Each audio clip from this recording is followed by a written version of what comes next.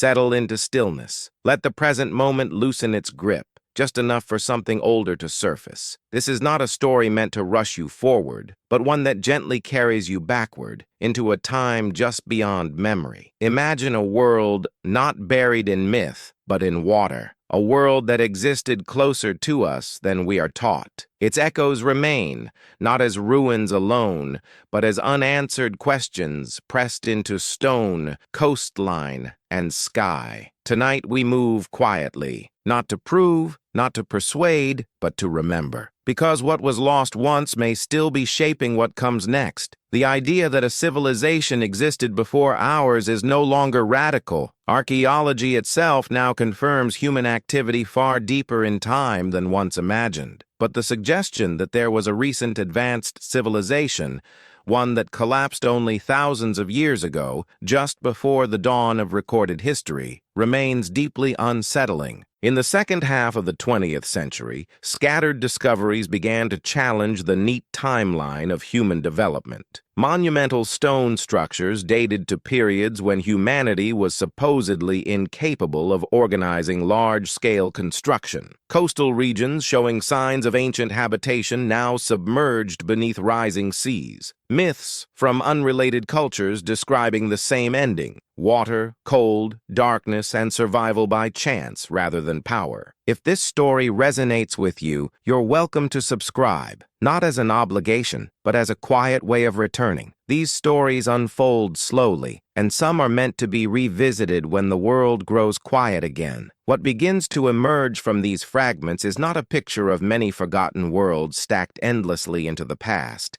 but of one in particular, a civilization that flourished at the end of the last ice age. A civilization that lived along the coastlines when sea levels were lower, climates were stable, and the planet itself was passing through a narrow window of balance. This was not a primitive society experimenting blindly. Evidence suggests intentional design, astronomical awareness, and long-term planning. Structures aligned with celestial cycles. Stonework requiring coordination, measurement, and inherited knowledge. And perhaps most disturbingly, these achievements appear before agriculture was supposed to exist. Then suddenly, the window closed. Around 12,900 years ago, Earth entered a violent climatic reversal, now known as the Younger Dryas. Temperatures plunged, ice returned, sea levels began to rise rapidly, entire coastlines vanished beneath advancing water. What had been stable for millennia became unpredictable within generations. If there was a global civilization tied to those coastlines, as evidence increasingly suggests,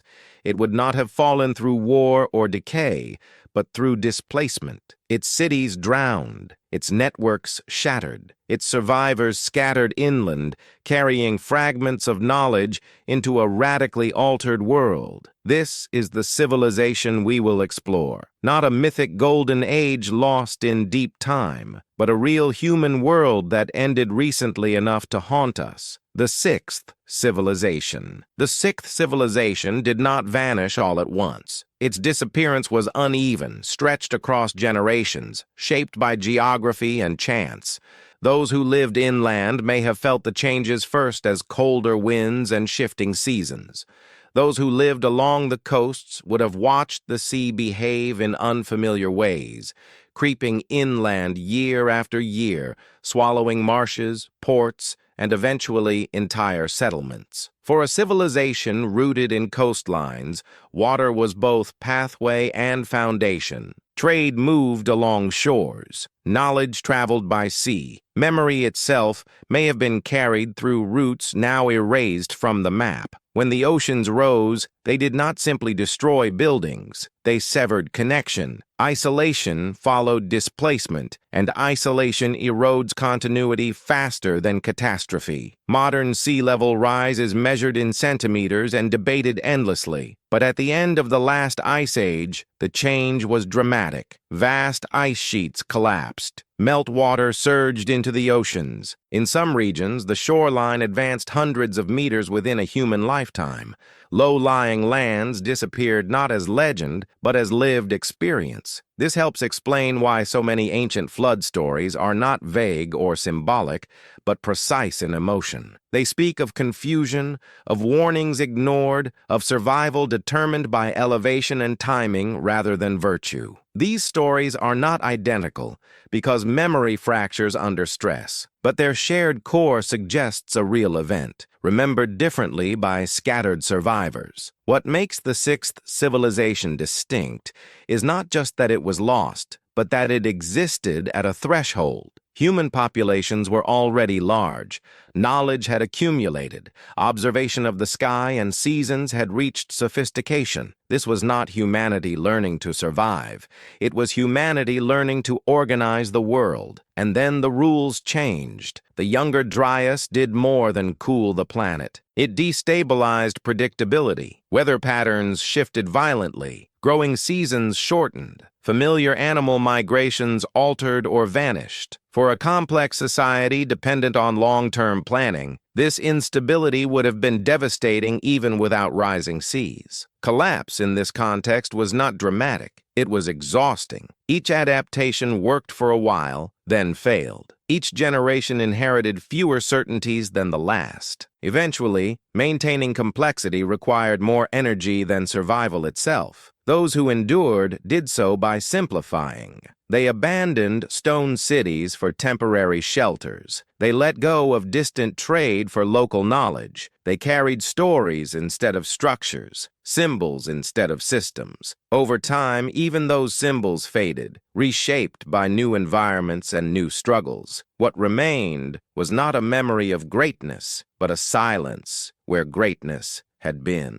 And into that silence, a new world began to form, one that would later believe it was the first of its kind, unaware that it was standing on the submerged edge of something far older. The silence left by the sixth civilization is not empty. It is layered. Beneath it lie anomalies that do not fit comfortably within the story of gradual human progress. Sites that appear too early, knowledge that seems to arrive without preparation, sudden leaps that lack clear origin. One of the most unsettling examples stands on a limestone plateau in southeastern Turkey. Göbekli Tepe was built more than 11,000 years ago, at a time when humans were supposed to be nomadic hunter-gatherers. Yet the site displays massive stone pillars, some weighing more than 20 tons, arranged with clear symbolic intent. The carvings show animals, abstract signs, and a level of artistic confidence that implies long cultural continuity. There is no evidence of permanent settlement at the site. No homes, no fields, no daily life. This was not a village that slowly grew into importance. It was a destination, a place chosen, prepared, and returned to over centuries. Such coordination requires social organization, shared meaning, and inherited knowledge. It suggests a people who already knew how to gather at scale. Even more curious is what happened next. After centuries of use, Göbekli Tepe was deliberately buried, not abandoned, covered, carefully filled in, as if sealed away. Whatever its purpose had been, it was no longer meant to stand in the open world. This act makes little sense if Göbekli Tepe was the beginning of civilization, but it makes profound sense if it was the ending of something else. If the sixth civilization was collapsing under environmental pressure, sacred sites may have taken on new meaning. They were no longer places of gathering, but of closure. Knowledge that could not survive displacement may have been intentionally hidden, preserved in symbol rather than function. Across the world, similar puzzles appear. Structures whose age challenges expectation, stonework whose precision exceeds the supposed tools of the time, alignments with solstices and stars that require generations of observation. These are not isolated curiosities. They are consistent with a civilization that existed before history resets its clock. The absence of transitional evidence is often cited as proof against such a civilization, but absence is exactly what rapid sea level rise would produce. Coastal cities would vanish completely. Organic materials would decay. Only stone, buried or abandoned inland, would survive. What we see then may not be the rise of human civilization, but its re-emergence from a deep interruption, a scattered inheritance rebuilt slowly by people who no longer remembered its origin. The sixth civilization does not announce itself clearly because it was not meant to be remembered intact. It was broken apart by water, climate, and time. What survived were fragments, just enough to trouble the story we tell ourselves about where we truly began. If fragments of the sixth civilization survived inland, then the greatest losses occurred where we can no longer easily look. The coastlines of the last ice age are not marked on modern maps. They lie underwater, sometimes dozens of meters below the present sea level, erased not by erosion alone, but by permanence. What the ocean covers, it keeps. During the peak of the last glacial period, sea levels were more than 100 meters lower than they are today. Entire continental shelves were exposed.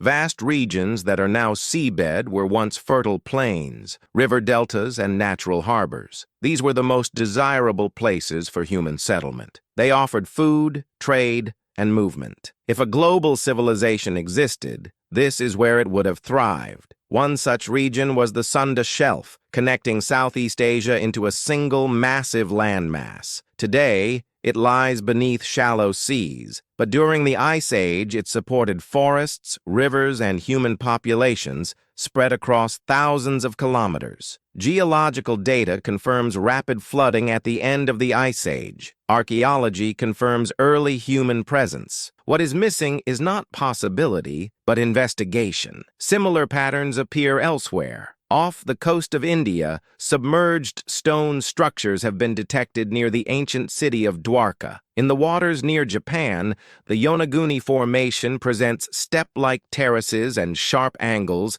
that continue to resist simple explanation. In the Mediterranean, the Black Sea Basin shows signs of sudden flooding that would have transformed a freshwater lake into an inland sea within a short span of time. These places are often treated cautiously, even dismissively. Underwater archaeology is expensive, dating submerged structures is complex, and the implications are uncomfortable. To accept that advanced human societies existed along now-drowned coastlines is to accept that much of our past is inaccessible by traditional means. Yet the logic is difficult to escape. Civilization follows water. When water rises, civilization drowns. The sixth civilization did not leave behind libraries or written records because those things do not survive immersion. It left behind absence, punctuated by stone. Survivors would have moved inland, away from the memory of the sea. Over generations, the cause of their displacement would become story rather than history. Floods would be blamed on gods. Warnings would turn into myth. The ocean would be remembered not as geography, but as judgment. What we now call the dawn of civilization may, in fact, be the long shadow of its loss. A rebuilding that began with less land, fewer resources, and only faint recollections of what once existed. The sixth civilization did not disappear because it failed. It disappeared because the planet changed faster than culture could follow. And in that sudden narrowing of possibility, humanity learned again how fragile memory truly is. As memory fractured, what survived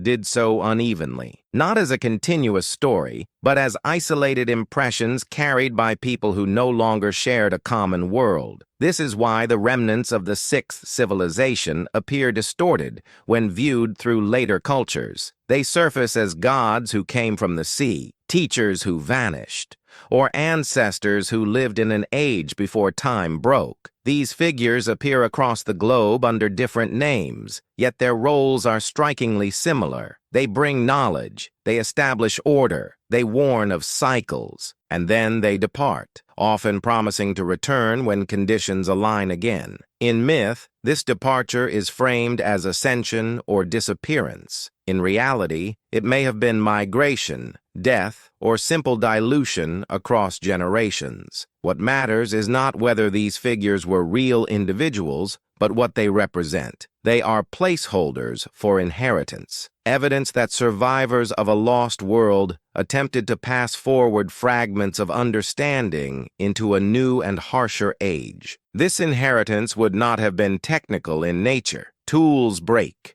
Techniques fail when environments change. What survives is orientation, knowledge of seasons, awareness of celestial cycles, a sense that the world is not static and that stability is temporary. This helps explain why early post-Ice Age cultures around the world show sudden sophistication in astronomy and ritual, but limited material complexity. Stone circles appear. Calendrical markers are carved. Monuments align with solstices and equinoxes. These are not luxuries of excess. They are anchors of time, built by people who had learned what happens when time becomes unpredictable. In this context, agriculture may not have been an invention born of progress, but a response to loss. As wild ecosystems collapsed or shifted rapidly, controlled food production became necessary. Farming did not create civilization. Civilization, broken and displaced, created farming as a survival strategy. This reversal unsettles the conventional timeline,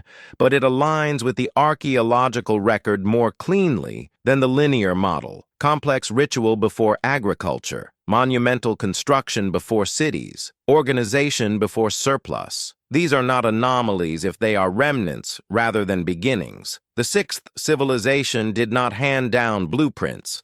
It handed down caution. Its survivors did not rebuild what was lost. They adapted to what remained. Over time, even that adaptive knowledge thinned, reshaped by new environments and new pressures. What we call ancient history may therefore be the afterimage of a collapse, not the first spark of order. A world rebuilt by people who no longer remembered the sea swallowing their cities, but who still felt, deep in instinct, that the earth could change suddenly, without permission. And so, they watched the sky. They marked the seasons. They told their children stories of water, fire, and darkness, not to frighten them, but to prepare them. Because somewhere beneath language and myth, the sixth civilization was still speaking, not loudly, but persistently, reminding those who followed that the ground beneath their certainty was never as solid as it seemed. Over time, the voice of the sixth civilization grew quieter, but it did not vanish. It settled into pattern rather than memory, into repetition rather than record. This is why so many early cultures, separated by oceans and millennia, organized their lives around the same concerns: water, sky, cycles, renewal after destruction. These shared concerns are not proof of a single myth spreading outward. They are evidence of a shared experience breaking apart. When survivors of a global disruption scatter, similarity does not come from contact, but from common origin. Each group carries the same shock, translated through different landscapes and languages. Archaeology reveals a curious pause after the end of the Younger Dryas. For centuries, sometimes longer, human development appears to stall. Populations remain small. Tools change slowly. Monumental construction becomes rare. This lull is often described as a period of recovery, but it may also represent caution, a deep hesitation born from inherited trauma. The sixth civilization had expanded into a world that felt stable. Its collapse taught a brutal lesson. That lesson may have slowed the ambitions of those who followed. For generations, survival mattered more than scale. Knowledge was guarded, expansion was restrained, complexity was approached carefully, if at all. This could explain why later civilizations emerge almost suddenly after long periods of relative simplicity. When stability returned, ambition followed quickly. Cities rose, writing appeared, hierarchies formed. It looks like a beginning, but it behaves more like a release. Even then, traces of restraint remain. Early cities were often placed away from coasts, at elevations less vulnerable to flooding. Sacred stories warned against hubris. Kings were bound by cosmic order. Excess was framed as danger. These are not moral inventions. They are cultural scar tissue. The sixth civilization had learned what happens when growth outpaces understanding. Its survivors pass that understanding forward, not as data, but as instinct, fear of water, respect for the sky, suspicion of sudden abundance. As time passed and stability endured, these instincts softened, memory blurred, stories became allegory. Eventually, the source of caution was forgotten entirely, leaving only ritual without explanation. When environments remained calm, restraint felt unnecessary. This forgetting was not failure, it was inevitable. Memory cannot survive intact without reinforcement. The sixth civilization's greatest inheritance was not its knowledge, but its warning. And warnings fade fastest when nothing seems wrong. Yet, even now, the echo remains. In our unease with rising seas, in our fascination with lost lands, in our instinctive sense that progress can reverse abruptly. These feelings are not new, they are inherited. The sixth civilization does not haunt us because it was advanced. It haunts us because it was recent enough and human enough to feel familiar. It faced a world that changed faster than culture could adapt. And in doing so, it left behind a question that still lingers beneath modern confidence. What happens when stability is an illusion? And the planet reminds us, again, that civilization is not permanent, only provisional. The illusion of permanence is one of civilization's most persistent comforts. It allows planning across generations, accumulation beyond necessity, and confidence in systems that appear too large to fail. The sixth civilization likely shared this comfort during its long period of stability, unaware that the very scale of its organization made it vulnerable to sudden change. Stability can be deceptive. It creates the impression that patterns will continue simply because they have continued for a long time. But the planet does not operate on human timescales. Beneath centuries of calm, pressures can build invisibly. Ice sheets thin, ocean currents slow, solar activity shifts. When thresholds are crossed,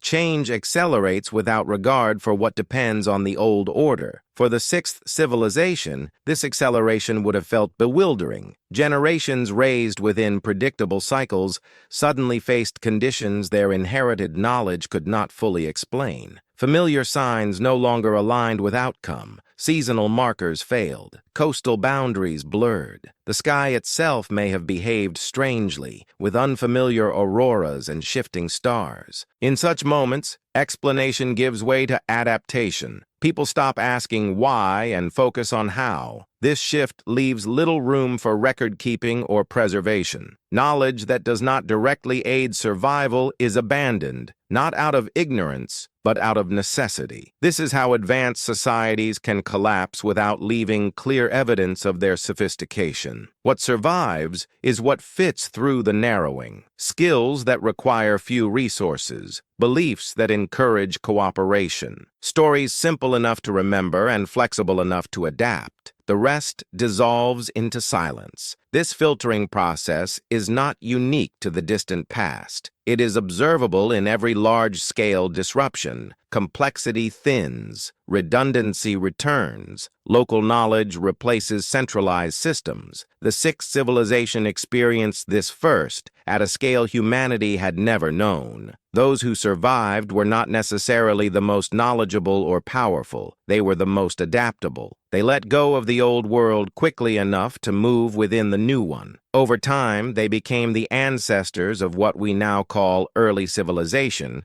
though their inheritance was incomplete and often misunderstood. What was lost in that transition was not intelligence, but context. The understanding of why restraint mattered, the memory of how quickly balance could break. Without that context, future societies rebuilt complexity with confidence, unaware they were repeating an experiment already run to its limit. The sixth civilization stands, then, not as a mythic warning carved in stone, but as a lived demonstration of how fragile continuity truly is. It shows that collapse does not require failure of imagination or effort. It requires only a world that changes faster than its inhabitants expect.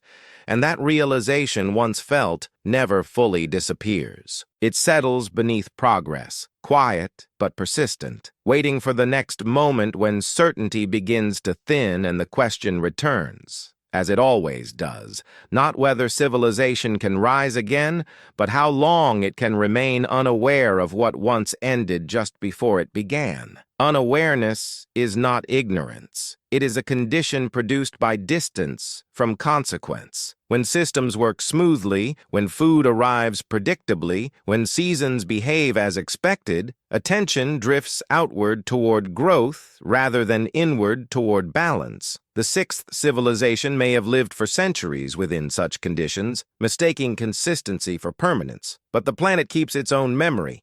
Long before humans notice change, the Earth is already adjusting. Ice cores show abrupt shifts where stable climates snap into chaos within decades. Sediment layers record floods that arrive too fast for migration. Tree rings reveal years where growth simply stopped. These are not slow declines. They are breaks. For a coastal civilization, these breaks would have arrived as confusion before catastrophe. Ports that no longer aligned with tides.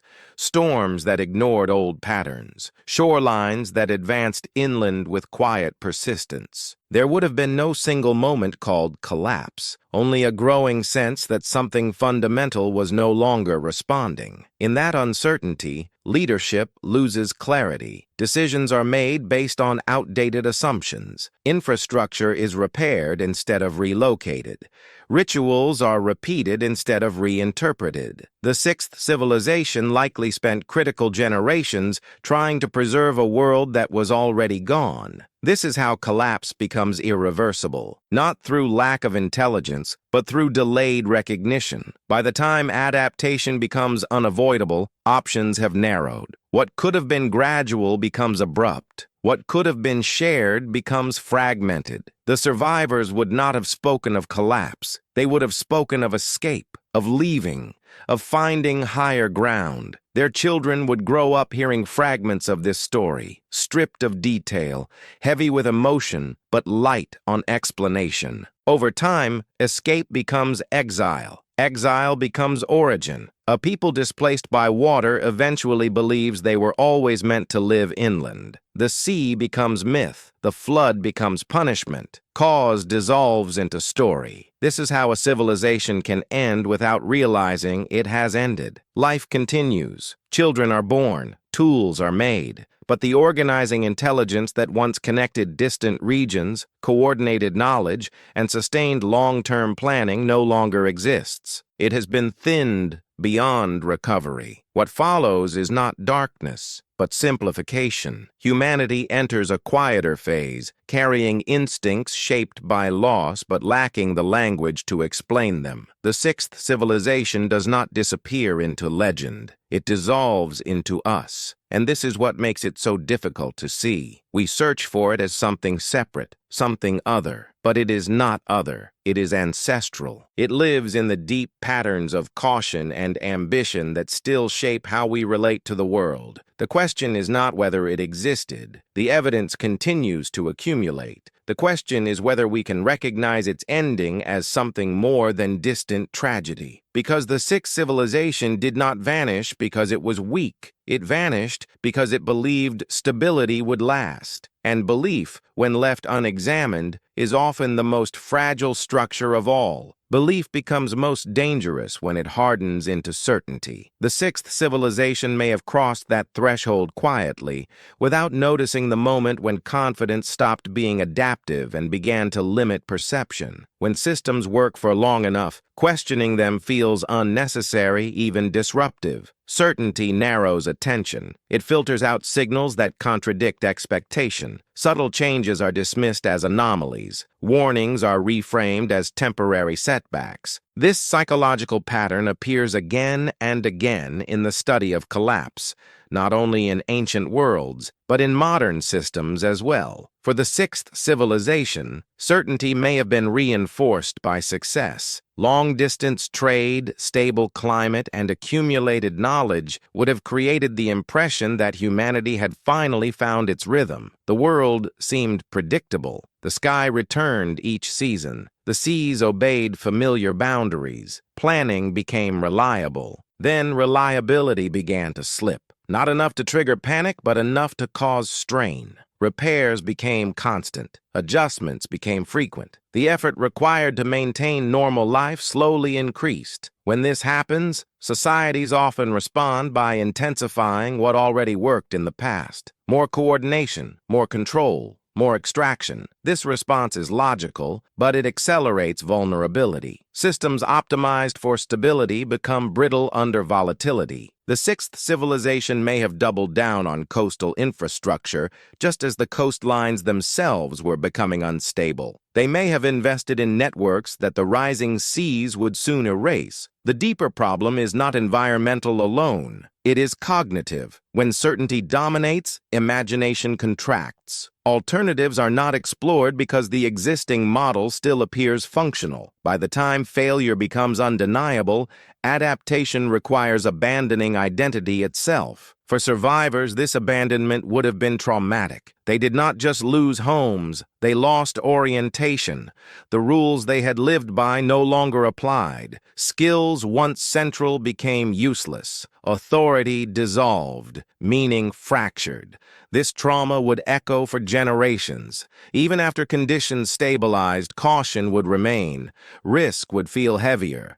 Growth would be approached slowly. This lingering restraint is visible in early post-Ice Age cultures, where innovation appears deliberate rather than explosive. The sixth civilization's final legacy, then, may not be a technology or monument, but a psychological imprint, a deep inherited awareness that the world can change suddenly and that overconfidence carries a cost. Over time, as stability returned and generations passed without catastrophe, this imprint softened. Caution faded into custom. Custom faded into myth. Eventually, the lesson lost its urgency. But it never disappeared completely. It waits beneath progress, resurfacing whenever systems strain and predictability weakens. It is felt as unease, as a sense that something fundamental is misaligned, even when explanations are unclear. The sixth civilization does not speak to us in dates or ruins alone. It speaks through this unease, through the quiet recognition that certainty is fragile, and that civilizations do not end when they fail to grow, but when they fail to notice that growth has outpaced understanding.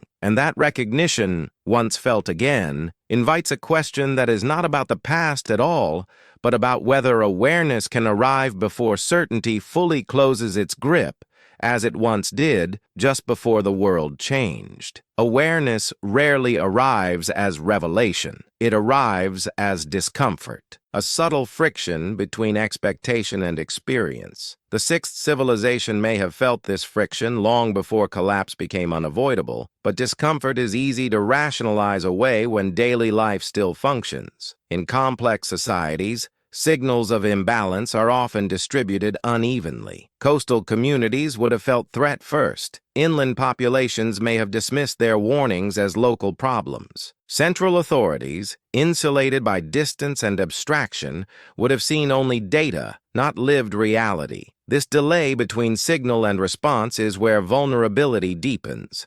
As the climate destabilized, adaptation required coordination across regions already beginning to fragment. Trust became critical at precisely the moment it was hardest to maintain. People who had never experienced instability struggled to imagine it fully. Those who had experienced it lacked influence. This asymmetry accelerates collapse, not because no one sees the danger, but because those who see it first cannot move the whole system quickly enough. The sixth civilization may have been caught in this gap, where awareness existed, but coherence did not. Evidence of this struggle may be encoded in the sudden appearance of warning symbols in later mythologies, flood narratives, cycles of destruction and rebirth, stories of knowledge ignored. These are not inventions born from imagination alone. They read like cultural memory processed through grief. As systems strained, choices narrowed. Migrate or remain, preserve or abandon,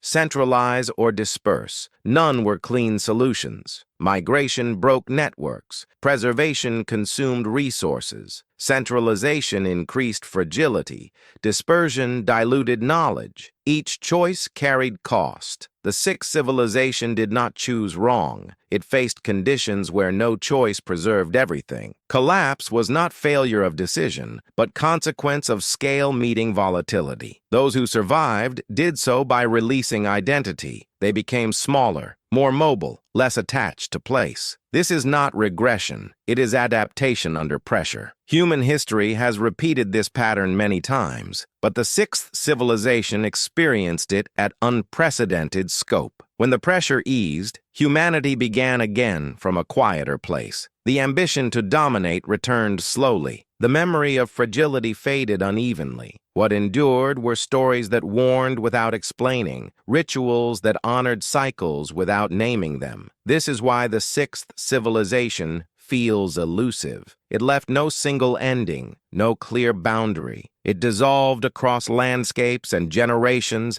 becoming ancestry rather than artifact. And this dissolution carries a final implication. Collapse is not always visible as ruin. Sometimes it looks like continuity, life going on, even as something essential has already ended. Recognizing this is uncomfortable because it suggests that civilizations do not fall when buildings crumble, but when awareness arrives too late to reshape direction. The sixth civilization stands as a reminder of that quiet threshold, where everything still appears intact, even as the conditions that once sustained it are already slipping away. That quiet threshold is the most difficult moment to recognize, because nothing dramatic announces it. There are no ruins yet, no empty cities, no clear end. Life continues. Markets function. Rituals are observed. Children are born into a world that still appears coherent. And yet, beneath that surface, direction has already shifted. The sixth civilization may have crossed this threshold gradually without naming it. What changed was not survival itself, but confidence in the future. Planning horizons shortened. Decisions once made for generations were reduced to seasons. Long-term projects were delayed, then abandoned. When a civilization stops thinking far ahead, it has already begun to contract. This contraction does not feel like defeat.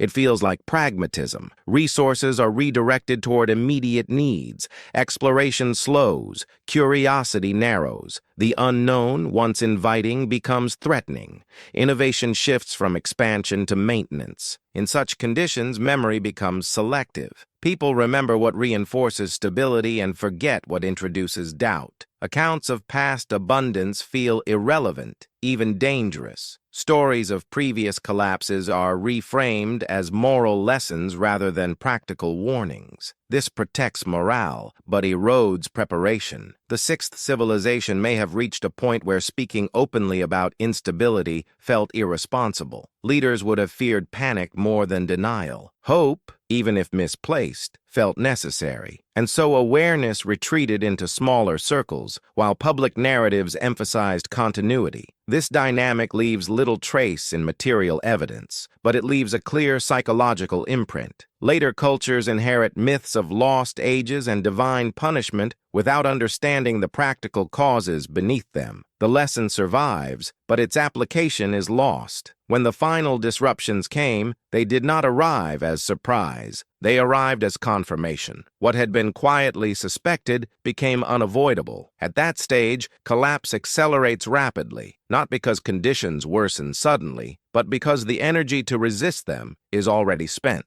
The sixth civilization's ending was therefore not a single event, but a release of tension that had been building for generations. When the strain finally exceeded what society could carry, structures dissolved quickly. Those who lived through this moment would not have described it as the end of a civilization. They would have described it as the world becoming smaller. Fewer places felt safe. Fewer choices felt viable. The horizon narrowed. And in that narrowing, humanity did what it has always done. It adapted, it simplified, it survived. What was lost was not life, but continuity. The long thread connecting past intention to future possibility was severed. When that thread breaks, a civilization has ended even if people remain. Understanding this reframes the sixth civilization not as a mysterious anomaly, but as a mirror. It shows how endings can occur quietly, beneath the appearance of normal life, and how the most important moment is not when collapse is visible, but when awareness still has time to matter. Because once that moment passes, history does not stop. It simply begins again, with less memory than before. Beginning again with less memory is not the same as beginning without intelligence. The people who followed the sixth civilization were not ignorant. They were cautious. They inherited a world that had proven itself unstable, even if the reasons were no longer clear. This caution shaped how early post-Ice Age societies organized themselves. For a long time,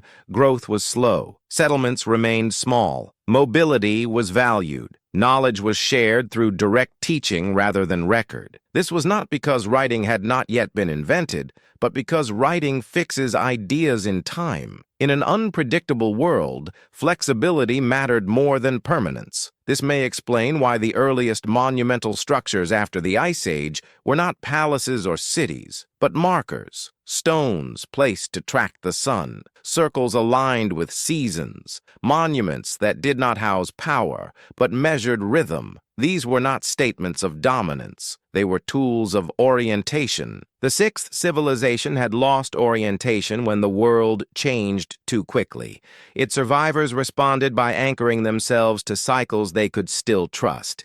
Day and night, solstice and equinox, the slow return of seasons after chaos. These patterns offered reassurance that not everything was unpredictable. Over generations, this focus on cycles became sacred. What began as practical observation turned into ritual. Ritual stabilized behavior. It synchronized communities. It reminded people to pause, to wait, to notice. In this way, fragments of sixth civilization awareness survived, not as explicit warning, but as habit. Habit is more durable than memory. It can pass through centuries without explanation. A people may forget why they watched the sky but continued to do so. They may forget why excess was feared, but retain taboos around it. The cause dissolves, but the response remains. As climate stabilized and sea levels reached near modern positions, pressure eased. The world felt generous again. Population increased. Agriculture expanded. Storage created surplus. With surplus came hierarchy, specialization, and renewed confidence. This is where history usually begins its account. Writing appears. Kings are named. Cities rise. But what is rarely acknowledged is that this was not humanity's first attempt at complexity. It was a return, built on instincts shaped by an earlier loss. The sixth civilization had ended quietly, but it had taught loudly. Its lesson was not about technology, but about scale, about the danger of building systems that require stability the planet cannot guarantee. As those lessons faded, humanity repeated familiar steps. Expansion resumed. Memory thinned. The cycle continued. What makes the sixth civilization so important is not that it was advanced, but that it stands closest to us. Its collapse happened recently enough that its psychological imprint still lingers. We feel it as unease when systems strain, as doubt when certainty is overstated. We may not remember its cities. We may never recover its coastlines, but we still carry its posture toward the world, cautious, ambitious, hopeful, and afraid, all at once. And that posture suggests something profound, that even when memory fails, experience does not vanish entirely. It reshapes humanity from within, guiding behavior long after the cause is forgotten. The sixth civilization ended without a final chapter. It dissolved into ancestry, and through that dissolution, it became part of us, not as history, but as instinct, waiting for the next moment when awareness might arrive early enough to change not the cycle itself, but how consciously we move within it. Instinct is often the last carrier of truth when explanation has faded. It does not speak in dates or data. It speaks in hesitation, in caution, in the sense that something once went wrong, even if we no longer know exactly how. The legacy of the sixth civilization lives most clearly in this layer, beneath language and belief. This is why humanity repeatedly returns to the same questions at moments of expansion. How far is too far? How fast is too fast? What happens when balance is ignored? These questions arise not from theory, but from a deep familiarity with consequence. They feel ancient because they are inherited. In early post-Ice Age cultures, this inheritance shaped worldview. The Earth was not seen as inert matter, but as a living system capable of response. Floods, droughts, and storms were not random. They were meaningful, not in a moral sense, but in a relational one. Action and outcome were connected. This worldview is often dismissed as primitive, but it may be more accurate to see it as post-traumatic, a way of making sense of a world that had proven itself capable of sudden, overwhelming change. The sixth civilization's collapse taught humanity that nature could not be mastered, only negotiated. As agriculture expanded and populations grew, this negotiation became strained. Control increased, distance from direct feedback widened. The old instincts remained, but they were overridden by success. Surplus dulled caution. Stability encouraged confidence. Still, the ancient posture never vanished completely. It resurfaced in taboos, in sacred limits, in stories warning against excess. These were not abstract ethics. They were compressed memory, designed to slow behavior before thresholds were crossed again. What is striking is how universal these warnings are. Cultures with no known contact share stories of floods, of ages ending, of humans forgetting their place. This universality does not require a single-source myth. It requires a shared experience powerful enough to fracture humanity while leaving a common emotional imprint. The sixth civilization may be that experience. Its end did not erase humanity. It reshaped it. It introduced a deep tension between ambition and restraint that still defines us. We want to build, to explore, to expand, but we also fear sudden loss, even when we cannot name its origin. This tension is not a flaw, it is a legacy, one that has allowed humanity to survive repeated disruptions by oscillating between growth and caution. When memory fades, ambition rises. When consequence returns, restraint follows. The danger arises when restraint is forgotten entirely, when instinct is overridden by certainty. The sixth civilization reached that point, not because it was foolish, but because it was successful long enough to trust its own permanence. Recognizing this does not mean rejecting progress. It means understanding its cost. Every expansion carries risk. Every system has limits. The sixth civilization shows what happens when those limits are discovered too late. And so its true inheritance is not a lost technology or secret knowledge. It is a question carried forward through instinct rather than record. How do we know when stability has become an assumption instead of a condition? The answer does not arrive as proof. It arrives as attention. And attention, when honored early enough, is the only thing that has ever altered how a civilization experiences its own turning. Attention, when sustained, has a quiet power. It does not stop change, but it alters timing. It allows adjustment before force intervenes. The sixth civilization may have lost this timing, not because its people were inattentive, but because the scale of their world outgrew the speed of collective response. As societies expand, attention fragments. Responsibility disperses. No single group feels the full weight of consequence until it arrives everywhere at once. The sixth civilization appears to have reached this stage, where warning signs were visible locally but invisible systemically. This fragmentation would have been reinforced by specialization. Knowledge becomes divided. Sky watchers track cycles. Builders manage infrastructure. Traders move goods. Each understands their domain deeply, but no one holds the whole. When disruption crosses boundaries between domains, coordination lags. The archaeological record hints at this moment of lag. Monumental sites appear suddenly,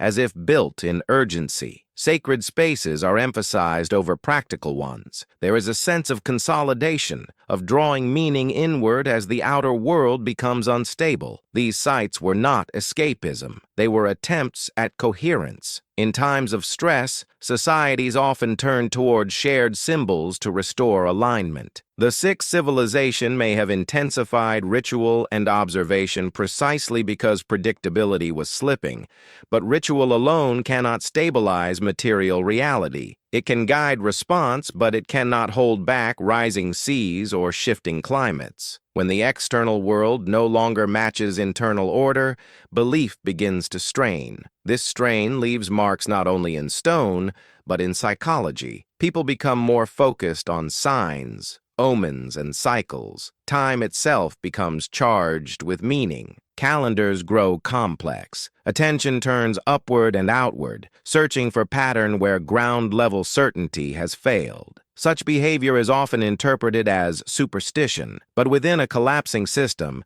it reflects an urgent need to regain orientation. The sixth civilization was not abandoning reason. It was extending it into domains that still felt stable. When those domains also failed to provide answers, simplification accelerated. Systems that could not adapt quickly were released. Networks shrank. Populations moved. What remained was a thinner humanity, carrying awareness but lacking scale. This thinning is visible in the long quiet that follows the end of the Ice Age upheavals. For centuries, humanity moves carefully. Innovation resumes, but slowly. Memory of disruption lingers as hesitation. The sixth civilization's collapse therefore created not a void, but a pause. A deep breath in human history, where expansion waited for reassurance that the world would not shift again without warning. Eventually, reassurance arrived. Climate stabilized. Seas calmed. The pause ended. Humanity expanded once more, carrying forward both ambition and an inherited unease it could no longer explain. That unease is the sixth civilization's final signature. It is not fear, but vigilance, dulled by time. A reminder, buried beneath success, that attention must be renewed constantly, because the world does not promise continuity. And when attention fades again, as it inevitably does, the conditions that once ended a world have a way of quietly returning, not as punishment, but as reminder, asking once more whether awareness will arrive early enough to soften the next turning, or whether certainty will again close its eyes until the threshold has already been crossed. Ero na transmissão de mensagem. Repetir. The quiet return of those conditions is often framed as a crisis when it arrives, but in reality, it is merely a shift in rhythm. The sixth civilization did not collapse because it was too ambitious, but because it did not adjust to the changing tempo of the world. It built quickly, but did not account for the fact that the planet moves slower than its structures. When everything is aligned, systems hum smoothly. Human innovation amplifies success. But when the world shifts, when water rises and climates change, the same systems that once flourished become fragile. The sixth civilization built at the pace of its success, not at the pace of the earth. This is the hidden flaw of progress. It can expand without considering the limits of the systems that support it.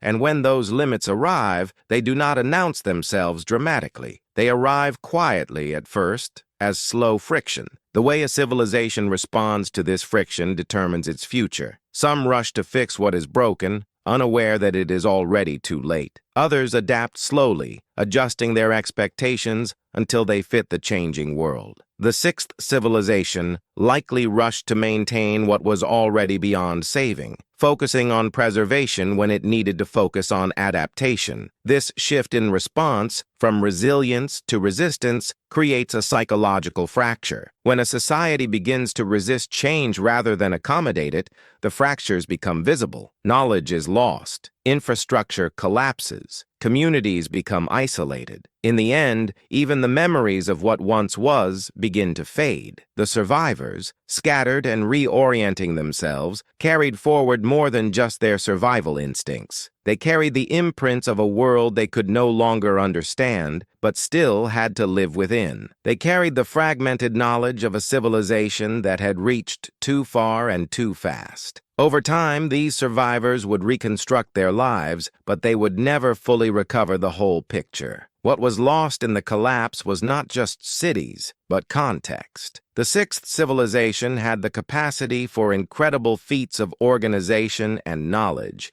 but it was too far removed from the land to maintain its balance. This is why we still struggle with the same questions. Why do we build so quickly? Why do we assume stability? And why do we ignore the natural rhythms of the world around us until it's too late? In many ways, the answers are embedded in the collapse of the sixth civilization. It was not the fall of a people, but the loss of orientation. And orientation, once lost, takes generations to restore. What follows after a collapse is never a clean slate. It is the slow regrowth of awareness, built not on certainty, but on the quiet lessons of history. And as we continue forward, the question we must face is not whether we will collapse, but how we will learn to adjust before the world shifts again. Adjustment, when it comes early, feels unnecessary. When it comes late, it feels impossible. The sixth civilization appears to have lived within this narrowing window,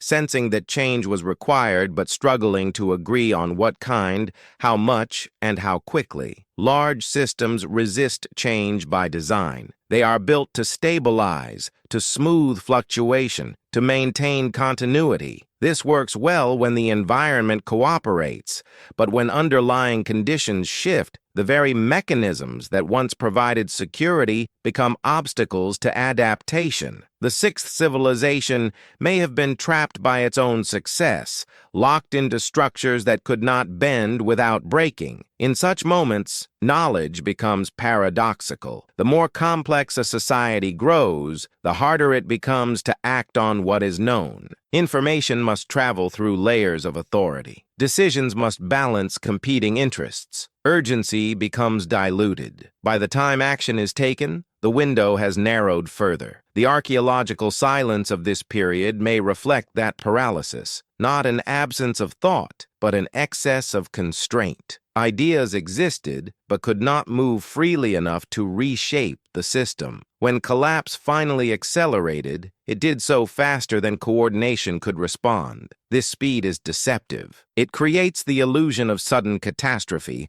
when in reality the groundwork has been laid over generations. The sixth civilization's end may have felt abrupt to those living through it, but it was the culmination of many small delays, each one understandable in isolation. Survivors of such transitions rarely describe them as historical events. They describe them as exhaustion, as a long period where nothing quite worked the way it used to, where effort increased but returns diminished, where maintaining normal life consumed all available energy. Exhaustion simplifies decision-making. When energy runs low, complexity becomes a liability. The sixth civilization shed complexity, not by choice, but by necessity. Institutions faded. Networks collapsed. What remained were small groups focused on immediate survival. This simplification is often mistaken for regression, but within it lies resilience. Smaller systems adapt faster. Local knowledge becomes decisive. Relationships matter more than rules. Humanity, reduced in scale, regains flexibility. The cost of this flexibility is memory. Large-scale knowledge is difficult to preserve without infrastructure. Writing disappears. Measurement becomes approximate. Long-term projects are abandoned. The survivors carry forward only what fits into daily life. This is how an advanced civilization can vanish without trace. Not through annihilation, but through compression. Its knowledge is not destroyed. It is thinned until it can no longer reconstruct itself. The sixth civilization's compression reshaped humanity's trajectory. It reset ambition. It delayed complexity. It forced a long apprenticeship with the land before growth could resume. This apprenticeship would shape the next chapters of human history far more than any surviving artifact. Understanding this does not romanticize collapse, it clarifies it. Collapse is not an ending imposed from outside. It is an internal adjustment forced by external change. And once that adjustment begins, the question is no longer how to save the old world, but how to carry forward enough awareness to build the next one without repeating the same blindness that once made adaptation feel unnecessary, until it was already too late. Carrying awareness forward without the structures that once held it is one of humanity's oldest challenges. The survivors of the sixth civilization faced this problem without language to describe it. They knew something essential had been lost, but not how to preserve what remained beyond immediate survival. In small groups, memory is intimate. It lives in stories told repeatedly, in skills demonstrated rather than explained, in habits passed from parent to child. This form of transmission is resilient, but narrow. It preserves orientation, not scale. It teaches how to live, not how to rebuild what was. As generations passed, the memory of the sixth civilization became less specific and more symbolic. Floods turned into moral stories. Lost lands became sacred origins. Teachers from the past became gods or ancestors. These transformations were not distortions. They were compressions, ways of carrying meaning through environments that could no longer support detail. This compression explains why early myths feel simultaneously profound and vague. They are not historical records. They are emotional maps. They do not tell us exactly what happened, but they tell us how it felt. Sudden loss, displacement, survival through cooperation, renewal after devastation. For the people who lived closest to the collapse, these stories were still warnings. For their descendants, they became identity. And for later civilizations, they became tradition, repeated without urgency. As climate stabilized and populations grew again, these symbolic memories lost their edge. They were no longer instructions for survival, but narratives for belonging. Their original purpose faded even as their form remained. This is how civilizations inherit knowledge without context. They repeat the motions, but forget the reasons. Ritual replaces vigilance. Tradition replaces awareness. Over time, the cycle resets. The sixth civilization's collapse thus set the stage not only for recovery, but for repetition. Humanity rebuilt complexity on top of instincts shaped by loss, but without the clarity to fully understand those instincts. This tension between inherited caution and renewed ambition defined the next age. It allowed growth, but it also planted the seeds of future instability. The lessons of the sixth civilization were present, but incomplete. And so humanity moved forward, carrying fragments of wisdom it could feel, but not fully articulate. Fragments that would resurface again and again whenever systems strained and certainty weakened. The sixth civilization did not leave us instructions. It left us a pattern, one that repeats when awareness fades and returns when consequence arrives. Recognizing this pattern does not end it, but it offers a rare gift, the chance to see repetition not as fate, but as rhythm. And rhythm, once recognized, can be met with timing instead of surprise. Whether humanity learns to carry that timing more fully, this time remains uncertain. But the memory of the sixth civilization persists quietly, not in ruins alone, but in the recurring shape of our rise, our forgetting, and our slow return to awareness just before the world asks us to adjust once more. Timing is the difference between disruption and catastrophe. The sixth civilization did not lack intelligence or creativity. It lacked time to respond once the full shape of change became undeniable. The window between recognition and necessity closed faster than adaptation could spread. In the generations after the collapse, timing became instinctual. People learned to watch for subtle shifts, changes in animal behavior,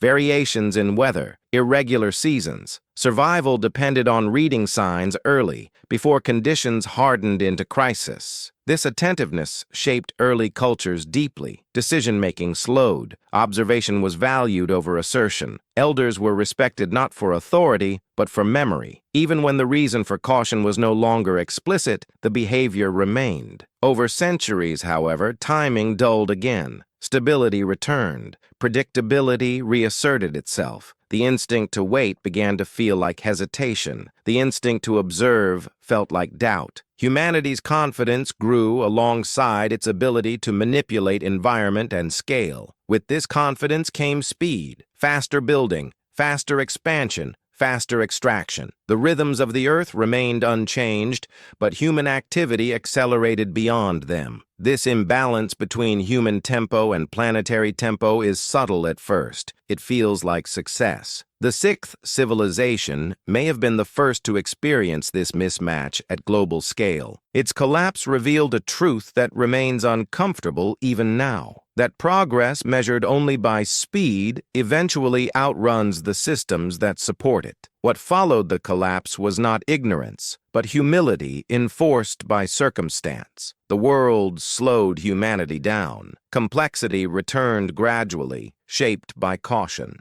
For a long time, growth respected the memory of disruption, even if it no longer remembered its cause. This respect eventually eroded. It always does. Comfort weakens vigilance. As generations pass without catastrophe, restraint feels unnecessary. Humanity begins to believe it has mastered the conditions that once overwhelmed it. This belief is never entirely false. Capability does increase. Knowledge does accumulate. But mastery of systems does not equal mastery of change itself. The sixth civilization's greatest lesson is not that advancement is dangerous, but that advancement without timing is brittle. Timing cannot be engineered easily. It requires sensitivity rather than control. It emerges from attention sustained across generations. When that attention fragments, timing is lost. The quiet danger is that timing is hardest to recognize when everything appears functional. The sixth civilization did not fall at its weakest point. It fell at a moment when it still believed adaptation could wait. That belief lingers as one of humanity's most persistent vulnerabilities. The assumption that there will always be more time, more resources, more chances to adjust. The sixth civilization stands as evidence that this assumption has limits. Not moral limits, but physical ones. The planet does not negotiate on human schedules. Remembering this does not demand fear. It invites patience. Patience to observe before acting, to slow before accelerating,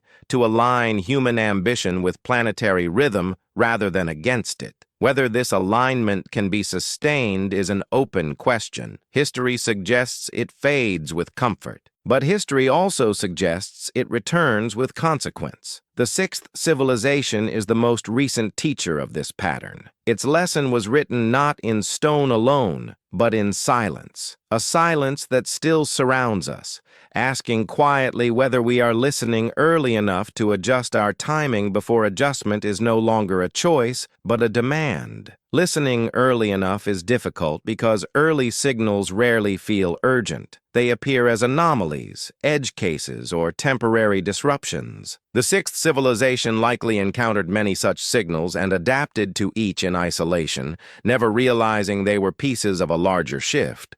This fragmentation of perception is common in complex systems. Each region experiences change differently.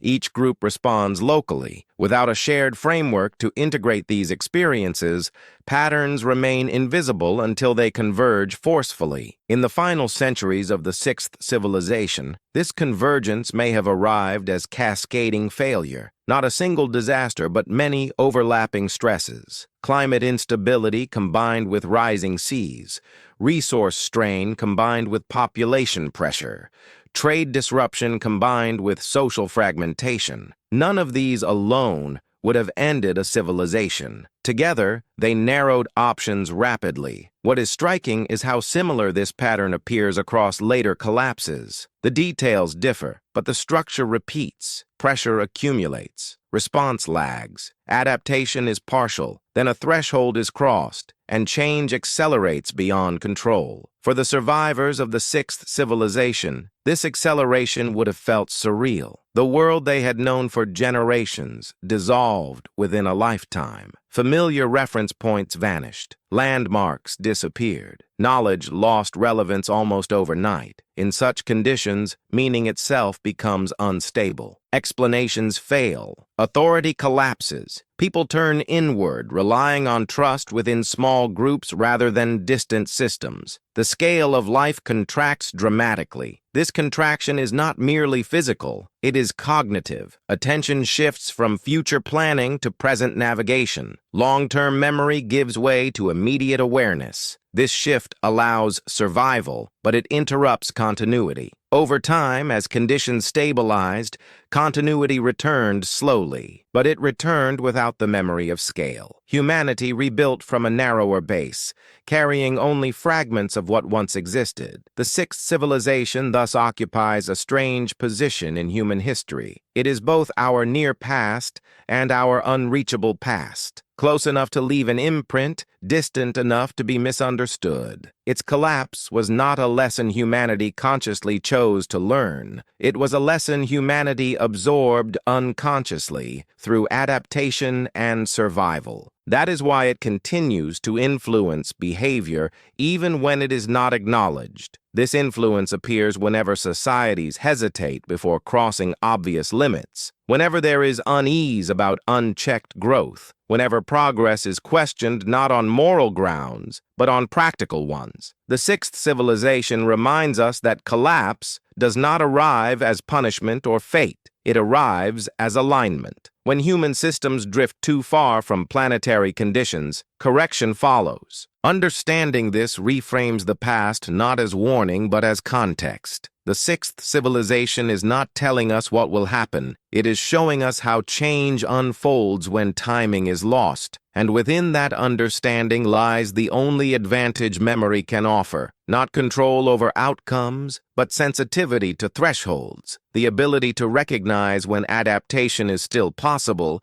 and when resistance will only harden what must already change. Sensitivity to thresholds is not a skill taught easily. It emerges from long observation, shared reflection, and a willingness to pause even when momentum encourages speed. The sixth civilization may have lost this sensitivity, not because it lacked wisdom, but because wisdom struggled to circulate within a system built for expansion. As societies grow, success becomes its own justification. Feedback loops tighten around productivity, trade, and innovation. Signals that threaten this momentum are filtered out, reframed, or postponed. The sixth civilization likely experienced this filtering, where awareness existed at the edges but failed to reach the center in time. When thresholds are crossed, the response window collapses. Actions that once required deliberation now demand urgency. Yet urgency reduces clarity. Decisions become reactive.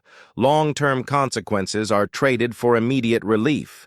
This shift accelerates fragmentation. For the sixth civilization, fragmentation may have appeared as regional divergence. Some areas adapted more quickly, abandoning old patterns and dispersing. Others clung to infrastructure and hierarchy, hoping stability would return. The difference between these responses shaped survival unevenly. This unevenness explains why traces of advanced knowledge appear suddenly in some post-collapse cultures, while others show little continuity. Survival was not uniform. Memory traveled with people, not with places. Those who carried fragments of awareness into the next age did not rebuild the old world. They lacked the scale and resources to do so. Instead, they embedded memory into behavior, into caution around water, into reverence for cycles, into stories that warned against excess without naming it. Over generations, these behaviors solidified into tradition. Tradition stabilized communities, but it also froze adaptation. When circumstances changed again, tradition resisted adjustment until pressure forced reinterpretation. This tension between stability and flexibility is the core inheritance of the sixth civilization. Humanity learned how to rebuild, but not how to remain alert indefinitely. Comfort eventually dulls attention. As the centuries passed, the sixth civilization faded fully into prehistory, projecting projected onto myth, flattened into legend, or ignored altogether. Yet its imprint did not vanish. It persisted beneath the surface of progress, shaping intuition even when explanation was absent. This persistence is why certain questions recur across ages. Why do we feel uneasy about rising seas even when technology promises control? Why do cycles of boom and collapse feel familiar? Why does the idea of a lost world resonate so deeply? The answer is not nostalgia, it is recognition. The sixth civilization is not remembered because it was perfect. It is remembered because it ended at a threshold humanity has not forgotten. A point where growth outpaced alignment and adaptation arrived just too late to preserve continuity. Understanding this does not offer prediction. It offers posture, a way of standing within change without illusion. As the story continues, attention will turn toward what the sixth civilization may have known explicitly about cycles and limits, and how that knowledge, fragmented and reframed, survived long enough to shape the earliest foundations of the world we recognize today. What the sixth civilization may have known explicitly is difficult to recover, not because it was insignificant, but because it was expressed in ways that do not survive disruption well. Knowledge tied to observation rhythm and lived experience leaves few durable artifacts. It is practiced more than recorded. Evidence suggests that late Ice Age societies paid close attention to long cycles, not just seasons, but celestial patterns that unfold over generations. Solstices, precession, periodic changes in the sky that require patience and continuity to notice. This kind of awareness implies inheritance of observation across long spans of time. Structures aligned with these cycles appear at moments that challenge conventional timelines. They do not look like experiments. They look like confirmations, as if the builders already trusted what they were measuring. This suggests continuity of knowledge that predates the structures themselves. If the sixth civilization understood long cycles, then its collapse would not have been entirely unforeseen. It may have been anticipated in abstract, but underestimated in force. Knowing that change is possible does not prepare a society for how quickly it can arrive when multiple systems shift at once. This gap between theoretical awareness and lived consequence may explain the tone of ancient warnings. They are calm, repetitive, and often understated. They do not describe apocalypse. They describe renewal through destruction, loss followed by return. These are not dramatic narratives. They are cyclical ones. Such framing suggests acceptance rather than panic. The sixth civilization may have understood that certain changes were inevitable, even if their timing and severity were uncertain. What they may not have anticipated was how thoroughly continuity would be disrupted. Acceptance without preparation is incomplete. It can lead to resignation rather than adaptation. The sixth civilization may have known the cycle, but failed to distribute that knowledge widely enough to reshape behavior at scale. This is a crucial distinction. Awareness held by specialists does not protect a civilization. It must be integrated into daily life,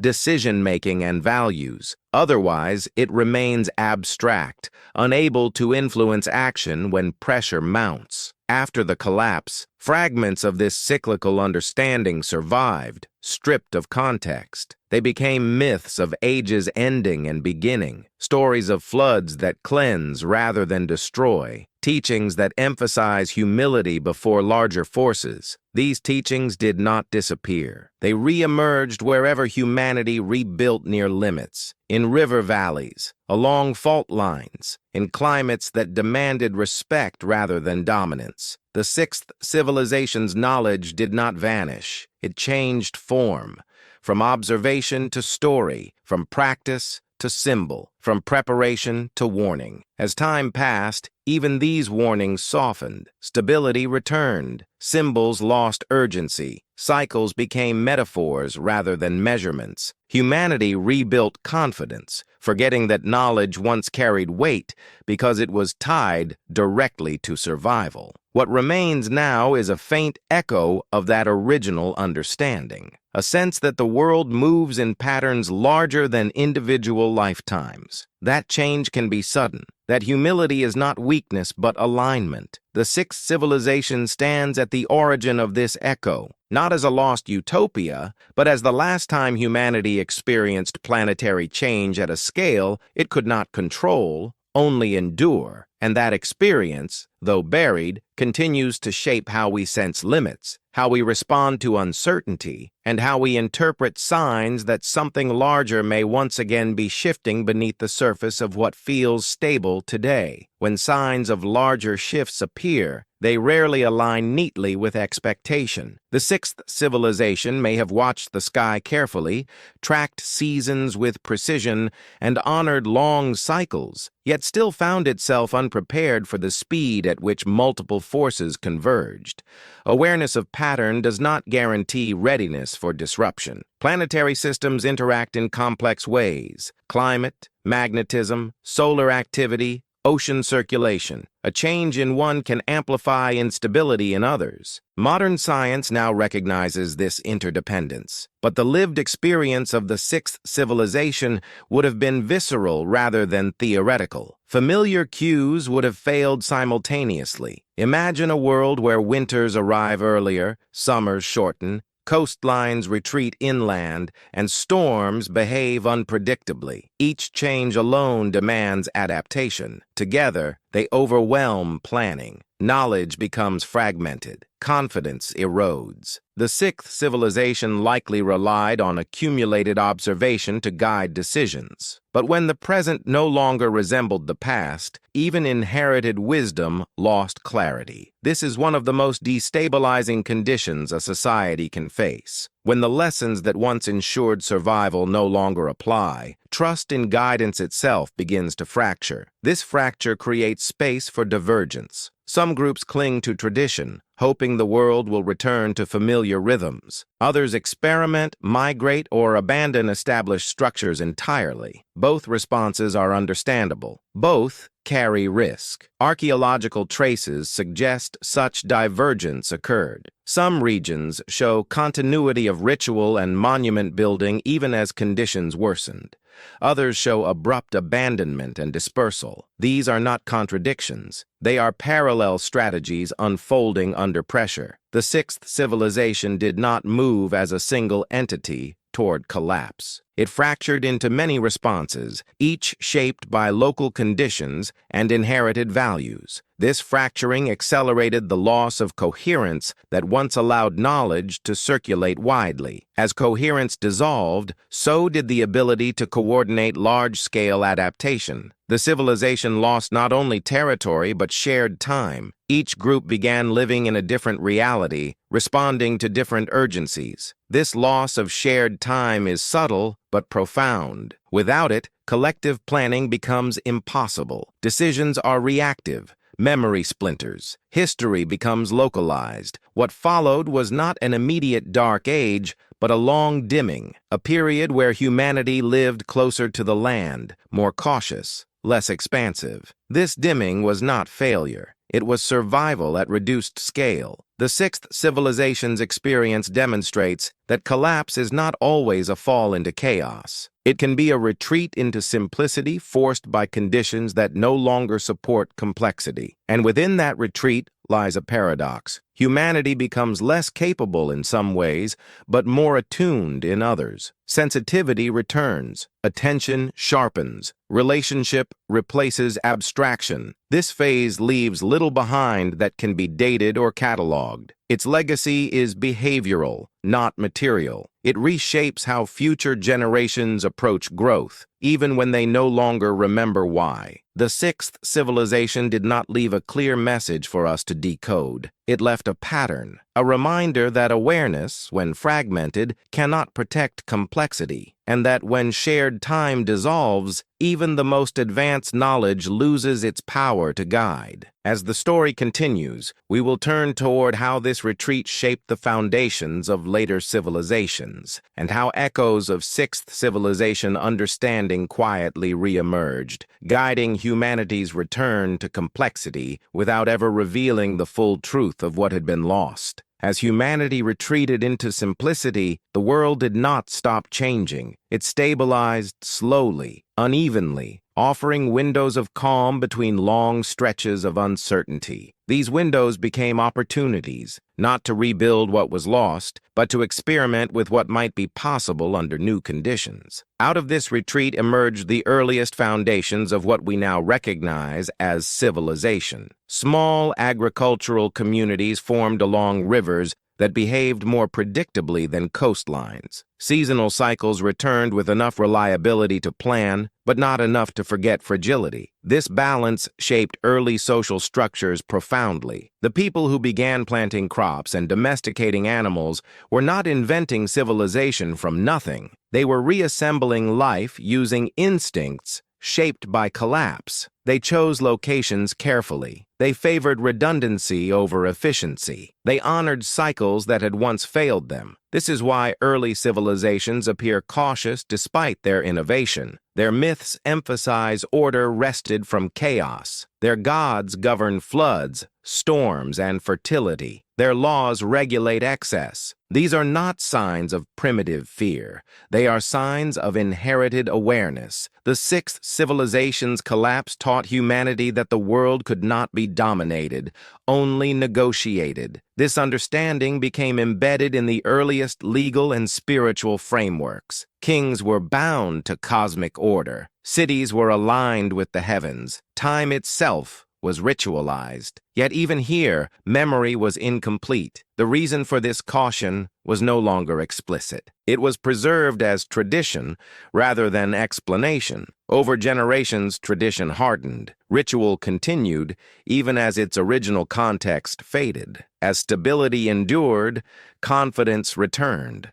Populations grew, surplus accumulated. The same dynamic that once fueled the sixth civilization's expansion began again, slowly and quietly. Humanity forgot that caution was a response, not a default. The cycle did not announce its return. It never does. It waits for forgetting to feel complete. What makes the sixth civilization uniquely important is not that it ended, but that it reset humanity's relationship with scale. It forced a long pause that allowed instinct to recalibrate ambition. Without that pause, later civilizations may not have survived their own early experiments with complexity. In this sense, the sixth civilization did not fail humanity. It tempered it. It introduced a rhythm of expansion and restraint that continues to shape history, even when it is no longer consciously recognized. The question that remains is whether this rhythm can ever be fully integrated into awareness, or whether it must always be relearned through consequence. As we move forward,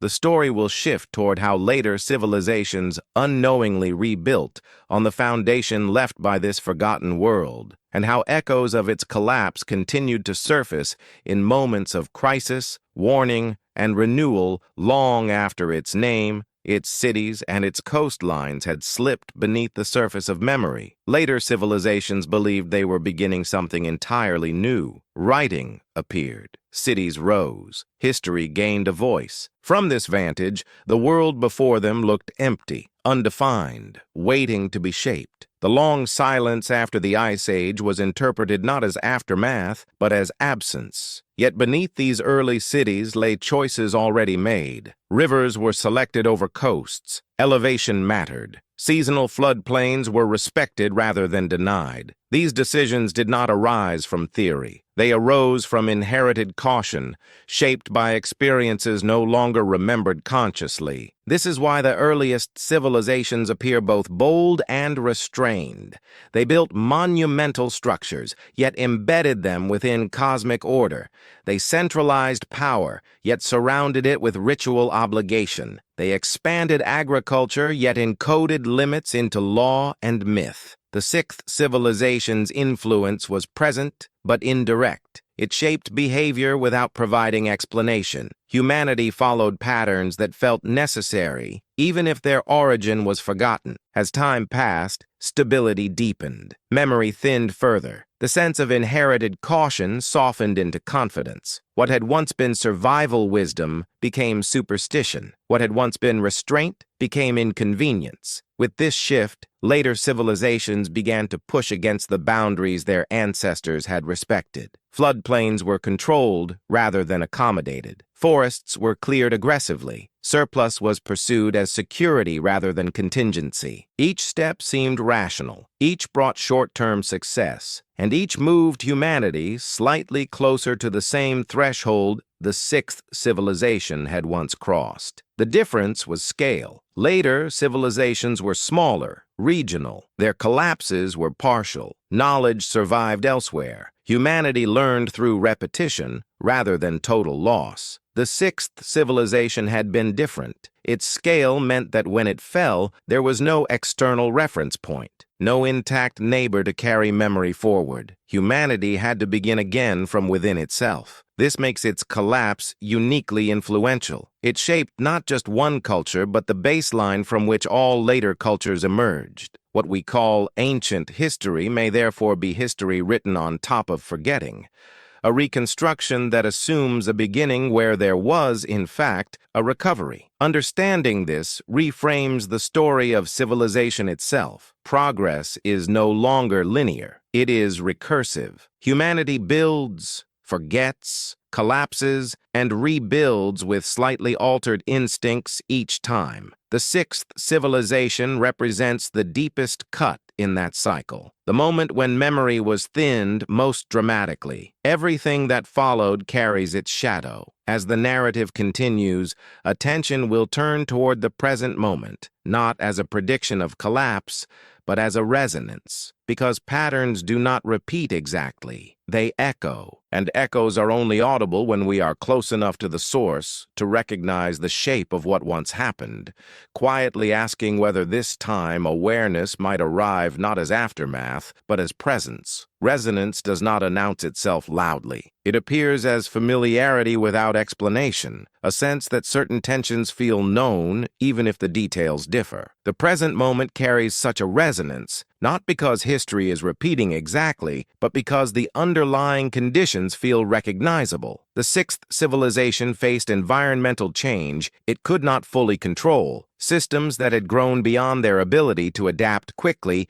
and a confidence built on long stability. These elements do not belong to one era. They emerge whenever human organization outpaces environmental feedback. What makes resonance powerful is that it bypasses logic. People sense imbalance before they can articulate it. Anxiety rises without clear cause. Narratives fracture. Trust thins. These are not signs of imminent collapse.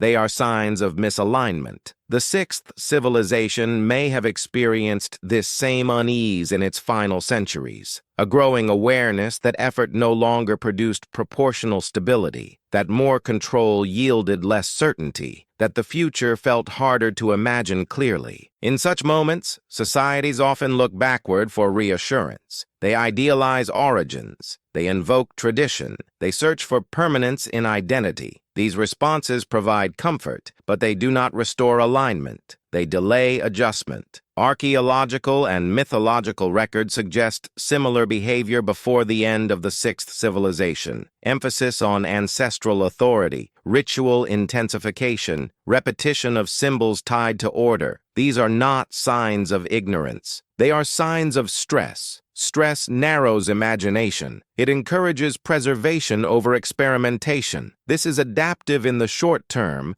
but dangerous when conditions demand change. The sixth civilization may have reached a point where preservation consumed all available energy, leaving little capacity for transformation. When transformation is postponed too long, it arrives through force. Systems simplify abruptly. Complexity collapses. What remains is whatever can function without extensive support. This is not destiny. It is mechanics. Large systems have inertia.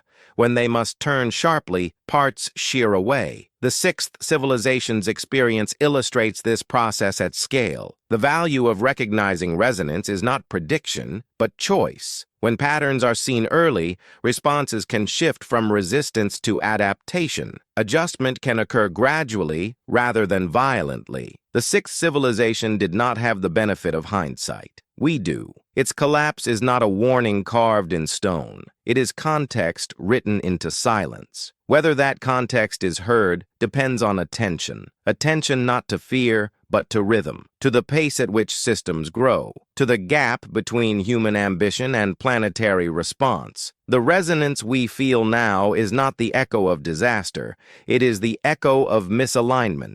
And misalignment, when noticed early enough, can still be corrected. As we move deeper into this story, the focus will shift toward what correction might look like, not as a solution imposed from above, but as an orientation that emerges from understanding how the sixth civilization reached its limits, and what remained when those limits were finally crossed. Correction does not arrive as a single decision. It unfolds as a gradual change in posture, a slowing of pace, a widening of attention, a willingness to release assumptions that once felt essential. The sixth civilization may have sensed the need for such a shift, but sensed it too late to implement it collectively. Correction challenges identity. Civilizations define themselves by what they build, control, and expand.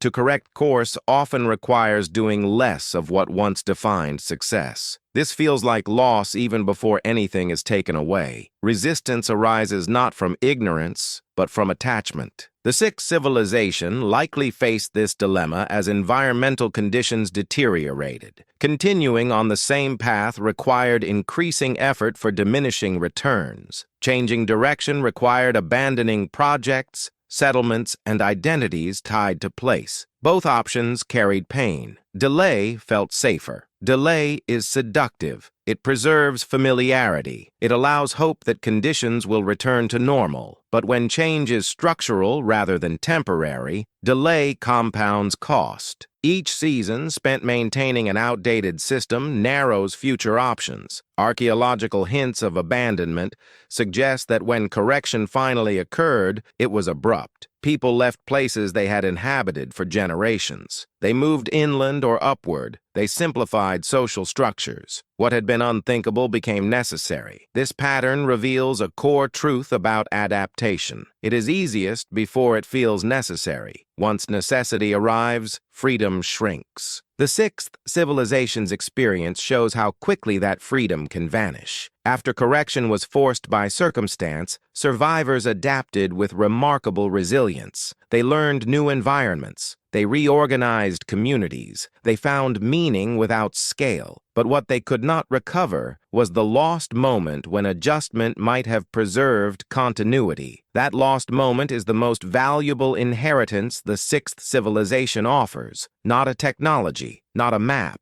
but a lesson about timing. Correction delayed becomes collapse. Correction embraced becomes transition. The difference lies not in outcome, but in experience. One is traumatic. The other, though difficult, preserves coherence. The sixth civilization crossed this line without fully understanding it because the concept of planetary scale correction was beyond precedent. We are not bound by the same lack of precedent. We have evidence of past thresholds. We have language for systems and feedback. We have tools to observe change in real time.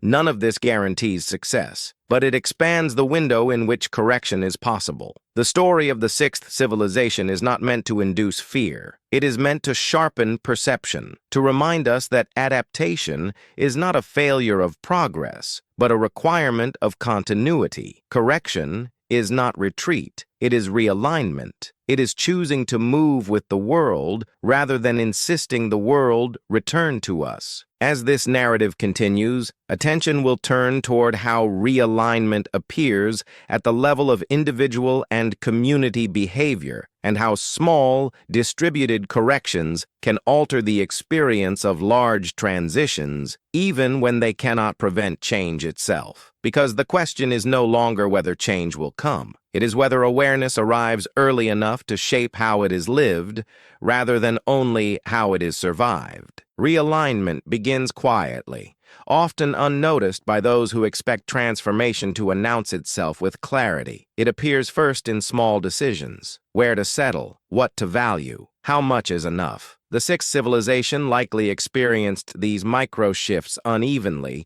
with some communities adjusting instinctively while others remained bound to established patterns. In times of broad change, individual adaptation precedes collective acknowledgement. People respond to immediate conditions long before societies revise their narratives. This creates a gap where behavior changes, but meaning does not. The sixth civilization may have lived in this gap for generations. As coastal lands became unreliable, some groups moved inland without framing it as abandonment. They spoke of opportunity rather than loss. Others resisted movement, interpreting change as temporary disruption. Both responses were rational within limited perspective. This divergence matters. Realignment that emerges organically tends to preserve coherence. Realignment imposed under pressure fractures identity. The sixth civilization experienced both, but the imposed form became dominant as conditions worsened. What followed was not uniform collapse, but uneven transition. Some lineages retained fragments of knowledge longer than others. Some maintained ritual continuity. Others lost even symbolic memory. This unevenness shaped the cultural mosaic of the early post-collapse world. The archaeological record reflects this patchwork.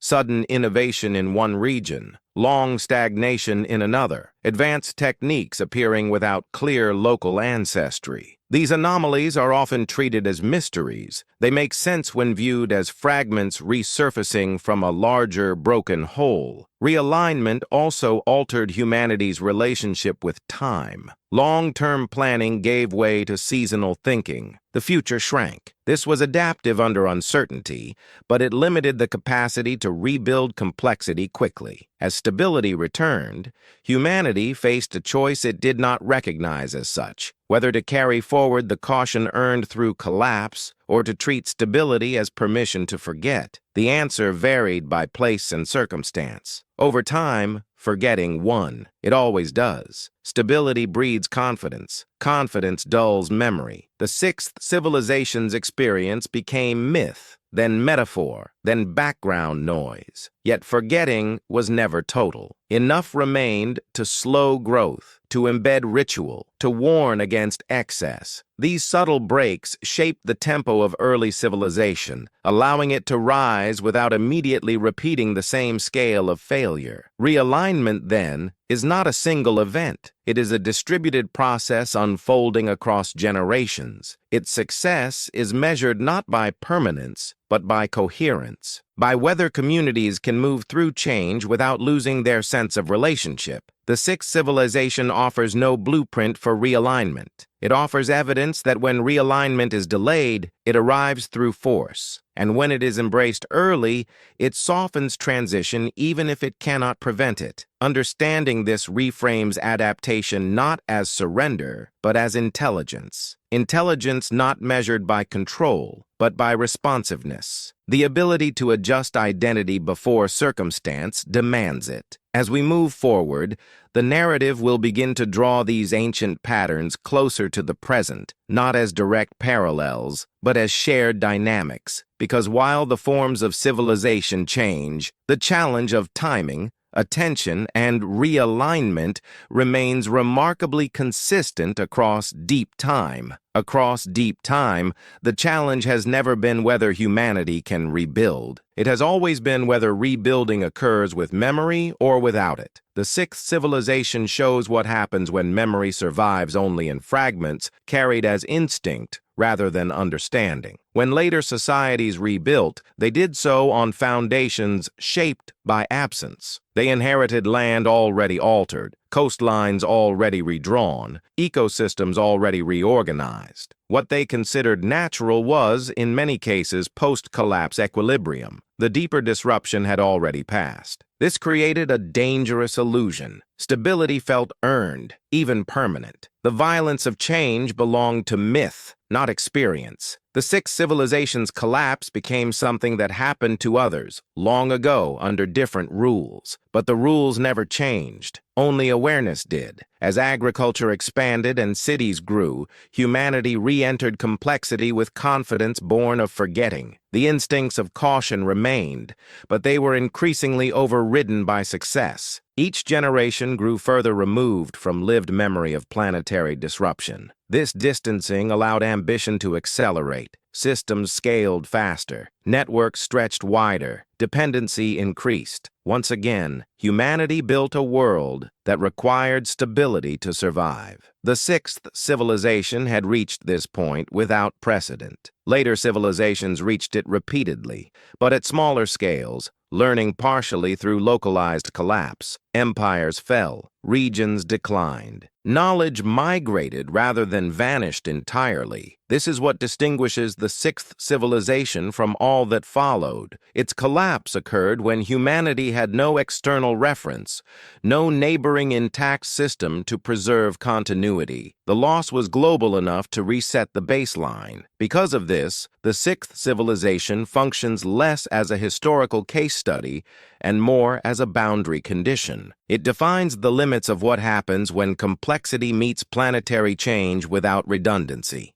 Everything that came after was built within that boundary. Understanding this shifts perspective. History becomes not a story of progress punctuated by accidents, but a long negotiation between ambition and environment. Civilizations rise not because they are smarter, but because conditions allow expansion. They fall not because they fail morally, but because conditions change faster than systems can respond. The sixth civilization is the clearest example of this negotiation breaking down. Its lesson is not that civilization is futile. It is that civilization must remain flexible enough to contract without shattering. That contraction is not failure, but part of long-term continuity. When contraction is denied, collapse becomes violent. When contraction is accepted early, transition becomes survivable. This distinction matters now as much as it ever did. As the narrative approaches its final arc, the focus will move from ancient collapse to inherited responsibility. Not responsibility to prevent all change,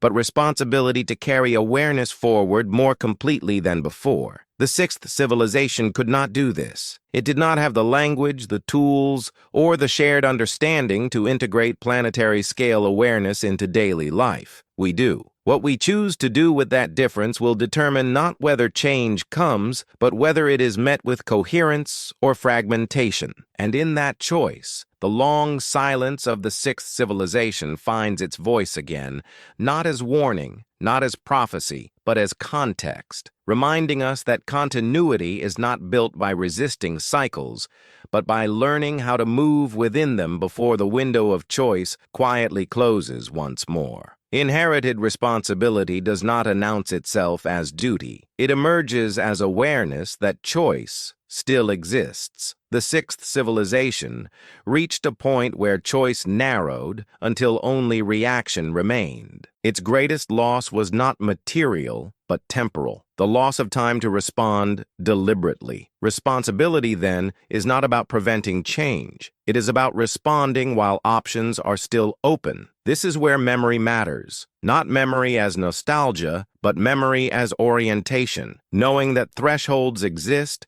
and that they are often crossed quietly. The people of the sixth civilization likely believed they had time. They adjusted incrementally. They repaired systems. They waited for conditions to stabilize. These responses were reasonable, but they were calibrated to short-term fluctuation, not structural shift. Structural shifts do not reverse on human schedules. They require rethinking scale itself. where to live, how much to build, what to prioritize. These questions challenge identity, not just logistics. Inherited responsibility today is heavier precisely because it is informed. We possess language for feedback loops, tipping points, and interdependence. We can observe change globally and in real time. Awareness is no longer localized. It is shared. This does not guarantee coordination. Information alone does not produce action, but it does alter the moral landscape. The sixth civilization did not collapse with understanding. We stand within change with understanding, even if agreement is elusive. This difference matters. Responsibility in this context is not heroism. It is restraint paired with attention. It is the willingness to slow systems that demand acceleration, to question growth that erodes resilience, to value adaptability over permanence. These choices feel counterintuitive within cultures built on expansion. They feel like loss before loss has occurred. This is why they are resisted. But the sixth civilization teaches that delayed acceptance amplifies disruption. Carrying responsibility forward does not mean replicating ancient caution exactly. The world is different. Scale is different. Tools are different. But the principle remains. Adjustment is easier before necessity arrives. The sixth civilization's silence is instructive here. It does not tell us what to do. It shows what happens when adjustment is postponed until the environment enforces it. This enforcement is not punishment. It is physics. Climate shifts. Water moves. Systems reorganize. Humanity responds or fragments. Responsibility, then, is the choice to respond while coherence is still possible, to allow contraction where needed, to redesign systems to fail gently rather than catastrophically. This is not a call for uniformity. It is an invitation to diversity. Diverse responses create redundancy. Redundancy preserves continuity. The sixth civilization lacked this redundancy at scale. Its interconnectedness became vulnerability when conditions shifted everywhere at once. We inherit both its warning and its opportunity. The warning that complexity without flexibility collapses quickly. The opportunity to embed flexibility deliberately before it is demanded. Whether this opportunity is realized remains uncertain. History offers no guarantees, but awareness itself is a form of inheritance,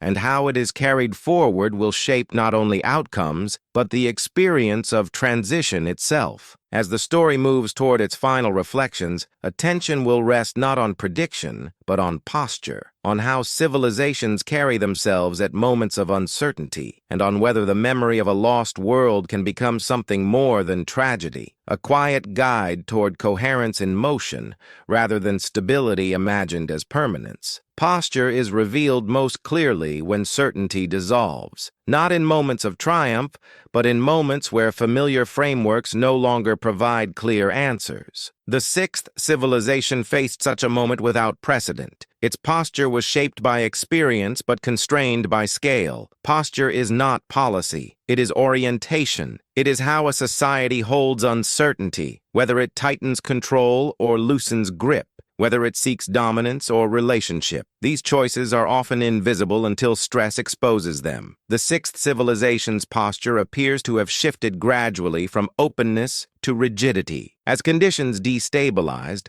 flexibility gave way to preservation. Structures hardened, authority centralized. The instinct to protect what existed overrode the impulse to explore alternatives. This is a common response to threat. It feels stabilizing, but rigidity reduces resilience. When systems cannot bend, they break. The sixth civilization may have entered its final phase not because it lacked options, but because it could no longer imagine them. Imagination contracts under pressure. Risk feels irresponsible. Innovation feels dangerous. What remains is repetition of what once worked. This repetition provides comfort, but it cannot generate new pathways when old ones fail. Survivors of the collapse did not inherit this rigidity. They inherited its opposite, a posture shaped by necessity rather than ideology. They learned to move lightly, to adapt quickly, to value relationship over structure. This inversion is important. It suggests that posture can reset even when continuity is lost. Humanity, reduced in scale, rediscovered flexibility. But this rediscovery came at the cost of accumulated knowledge and coordination. As complexity returned, posture shifted again. Flexibility slowly gave way to structure, structure to confidence, confidence to assumption. This arc repeats across civilizations, but the sixth civilization experienced it at planetary scale. Understanding posture as cyclical, rather than fixed, changes how we interpret collapse. Collapse is not the failure of intelligence. It is the moment when posture and conditions fall out of alignment. The value of studying the sixth civilization lies not in reconstructing its technologies, but in recognizing its posture at the edge of change. It shows that the most dangerous assumption is not ignorance, but permanence. When a civilization believes its posture is correct for all futures, it stops adjusting. That belief is subtle. It hides within success. It grows stronger with each year stability persists. The sixth civilization likely reached this belief gradually without naming it. By the time it was challenged, adjustment required a reorientation too profound to be achieved quickly. This is where awareness matters. Awareness does not eliminate risk. It preserves flexibility. It keeps posture responsive rather than fixed. As we move closer to the conclusion of this narrative, the focus will turn inward, toward how posture is formed not only at civilizational scale,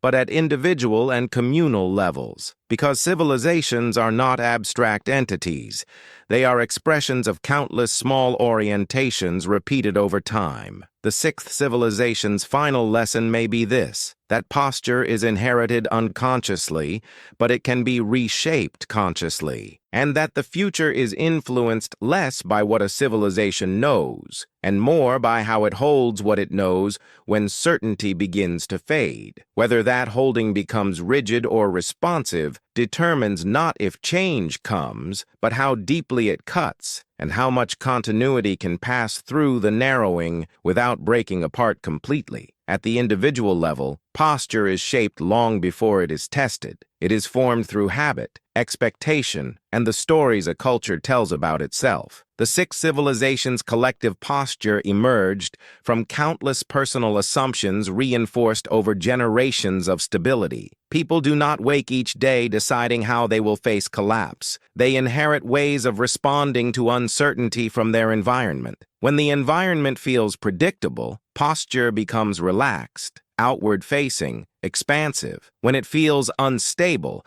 posture tightens, turns inward, becomes protective. The six civilizations' long stability likely produced a culture of confidence. Confidence is not arrogance. It is trust in continuity. That trust allows creativity, long-term planning, and cooperation at scale, but it also dulls sensitivity to early disruption. When the first signs of instability appeared, individual responses would have varied. Some felt unease, others dismissed it. Many adapted quietly without challenging the broader narrative. This diversity of response is natural. What matters is whether it can be integrated into shared awareness. Integration requires listening across difference. It requires slowing enough to notice patterns emerging from disparate experiences. Large civilizations struggle with this. Information travels slowly. Authority filters perception. Urgency competes with routine. The sixth civilization may have reached a point where individual awareness could no longer influence collective posture. The system had momentum. It continued forward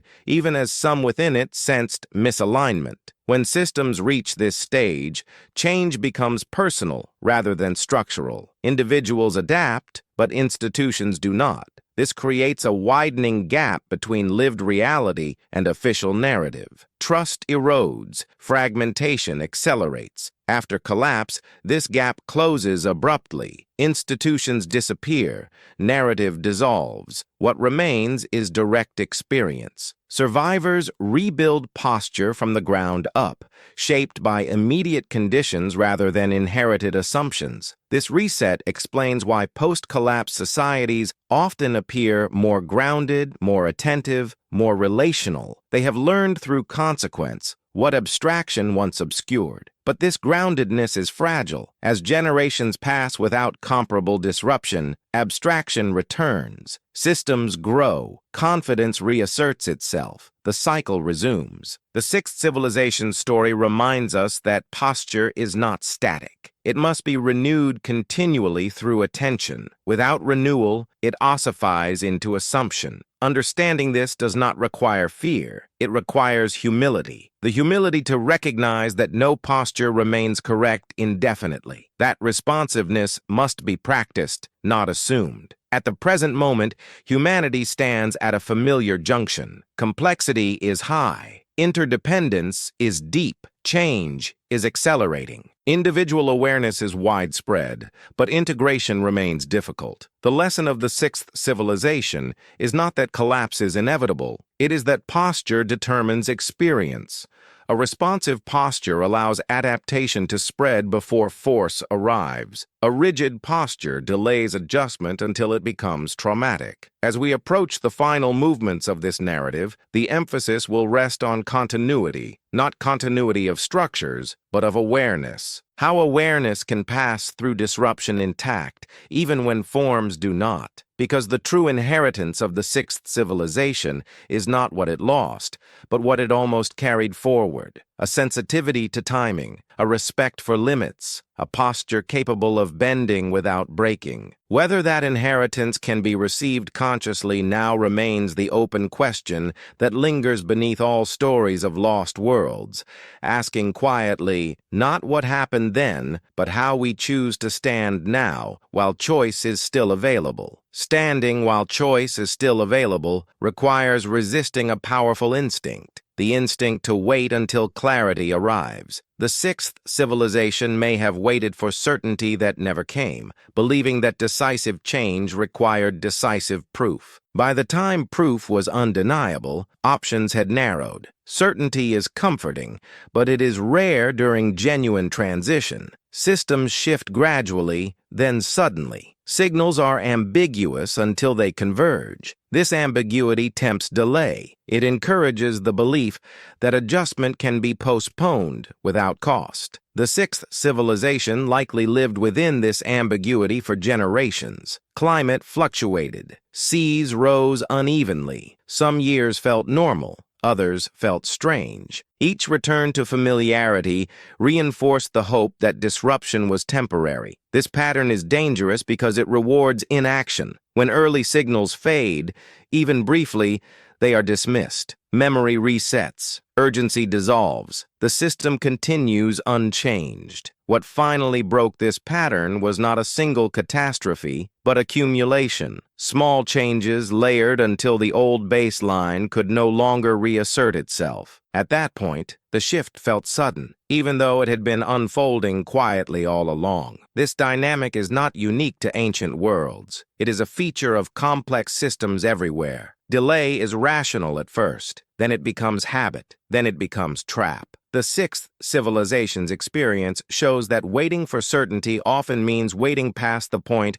where adjustment is gentle. By the time clarity arrives, it arrives as force. The alternative is not panic, it is responsiveness, acting on pattern rather than proof, adjusting posture when signals align, even if outcomes remain uncertain. This is difficult. It requires accepting that some changes may prove unnecessary, that some sacrifices may feel premature. The sixth civilization may have struggled with this acceptance. Letting go of functioning systems felt irrational when collapse was not yet visible. Yet history suggests that early adjustment, even if imperfect, preserves more continuity than late perfection. Systems that reduce complexity voluntarily fare better than those forced to shed it abruptly. Responsiveness also requires trust. Trust that adaptation is not failure, that contraction can be strategic, that restraint can preserve possibility. These forms of trust are hard to cultivate within cultures built on growth. They run counter to dominant narratives of success, but they align closely with the lessons encoded quietly by the sixth civilization's collapse. Its silence is not accusation. It is demonstration, a showing rather than a telling. As this narrative continues toward its final reflections, attention will turn toward how responsiveness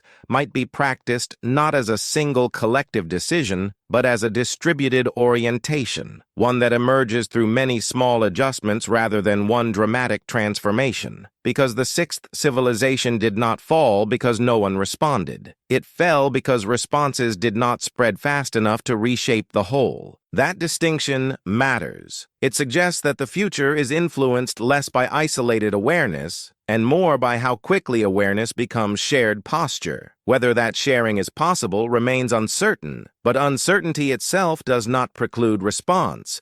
It only challenges the timing, and timing, as the sixth civilization teaches, is the quiet difference between transition and collapse, between loss absorbed and loss multiplied, between a world that ends abruptly and one that changes shape while memory still has a chance to move forward intact. Shared posture does not require uniform agreement. It requires resonance, a sense that many small choices are moving in a similar direction, even if motivations differ. The sixth civilization may have lacked this resonance at the scale required to adjust in time. When awareness remains isolated, it struggles to influence outcomes. Individuals adapt, communities shift, but the larger system continues on its established path. This creates a paradox where many people feel something is wrong, yet little changes structurally. The sixth civilization likely experienced this paradox. Knowledge existed, observations were made, warnings were spoken, but the speed at which awareness traveled was slower than the speed at which conditions were changing. By the time concern became widespread, momentum had already carried the system beyond easy correction. Resonance emerges when signals align across domains. When environmental change, social strain, and psychological unease reinforce one another rather than cancel out. At that point, adjustment no longer feels optional. It feels necessary. The danger is that resonance often arrives late. It builds quietly, then suddenly becomes undeniable. When this happens, response shifts from deliberation to reaction. The sixth civilization crossed this threshold without preparation for its consequences. What followed was not a unified adjustment, but fragmentation. Different groups responded according to immediate pressures rather than shared strategy. Some moved, some stayed, some preserved knowledge. Others focused only on survival. This fragmentation explains why the sixth civilization left no single coherent legacy. Its memory scattered alongside its people. What survived did so unevenly, shaped by local conditions rather than collective intention. Shared posture, then, is not about consensus. It is about timing, about enough alignment occurring early enough to influence trajectory. Without that timing, even widespread awareness fails to prevent abrupt transition. The lesson here is subtle. Awareness alone is insufficient. It must translate into orientation, into shifts in behavior that ripple outward, altering how systems function before thresholds are crossed. This translation is difficult in any era. It requires trust across difference. It requires patience in uncertainty. It requires the courage to act without full clarity. The sixth civilization did not lack courage. It lacked a mechanism to synchronize response across its scale. Its networks were not designed for rapid adjustment. They were designed for stability. Stability, once lost, becomes inertia. Understanding this reframes the challenge of shared posture today. It is not about convincing everyone of the same narrative. It is about creating conditions where adaptive choices reinforce one another rather than conflict. Small shifts matter when they align. Reduced dependence, local resilience, redundancy. slower expansion. These are not dramatic gestures. They are posture changes that accumulate. The sixth civilization shows what happens when accumulation moves in the opposite direction. When expansion reinforces expansion, when dependency deepens dependency, when delay reinforces delay. Reversing such momentum requires early action, not perfect action, but timely action. The courage to accept uncertainty as a constant rather than an obstacle. As the narrative approaches its closing blocks, the emphasis will move toward release, not release from responsibility, but release from illusion. The illusion that certainty precedes action. The illusion that stability is guaranteed. The illusion that awareness arrives automatically before consequence. The sixth civilization stands as quiet evidence that none of these illusions hold indefinitely, and that the true measure of continuity is not how much is preserved unchanged, but how gracefully awareness moves through change when it can no longer prevent it, only shape its passage. Shaping passage rather than preventing change is a subtle distinction, but it alters everything. The sixth civilization attempted, as many do, to preserve form. What it could not preserve was context. When context shifts, form becomes fragile. Release begins when a civilization recognizes that continuity does not require sameness, that something essential can move forward even when structures dissolve. The sixth civilization reached this recognition unevenly, too late to maintain coherence, but not too late to pass fragments onward. These fragments were not blueprints. They were orientations, ways of paying attention, sensitivities to water, sky, and timing. They survived because they were light enough to carry through disruption. Heavy systems did not survive. Large infrastructures, centralized authorities, complex dependencies. These could not compress quickly enough when conditions changed. They shattered instead. This distinction between what can compress and what cannot is critical. In every collapse, what survives is what can shrink without losing function. The sixth civilization lost much because its core identity was tied to scale. Survivors learned this lesson intimately. They discovered that flexibility preserves life, where rigidity preserves memory of loss. This discovery reshaped humanity's long arc more than any single invention. As later civilizations rose, they unknowingly tested this lesson again and again. Sometimes they remembered restraint, sometimes they forgot. Each cycle left residue, small adjustments, slightly altered myths, modified rituals. This accumulation of residue is why humanity does not return to the same place each time. The cycle turns, but it deepens. Awareness increases unevenly, but it increases. The sixth civilization sits at the deepest layer of this spiral, the point where awareness was forced to compress most dramatically. Everything after carries traces of that compression. Release in this sense is not abandonment. It is discernment, knowing what must be carried forward and what must be allowed to fall away. This discernment cannot be imposed suddenly. It must be practiced long before necessity arrives. When release is practiced early, transition retains dignity. When it is delayed, collapse strips dignity away. The sixth civilization experienced both outcomes in different places, but the larger system tilted toward delay. Understanding this invites a gentler posture toward change, not passivity, but acceptance. Acceptance that no form lasts forever and that clinging too tightly increases loss. This acceptance is difficult because it challenges the narratives that give civilizations meaning, narratives of progress, permanence, and mastery. Letting go of these narratives feels like letting go of identity itself.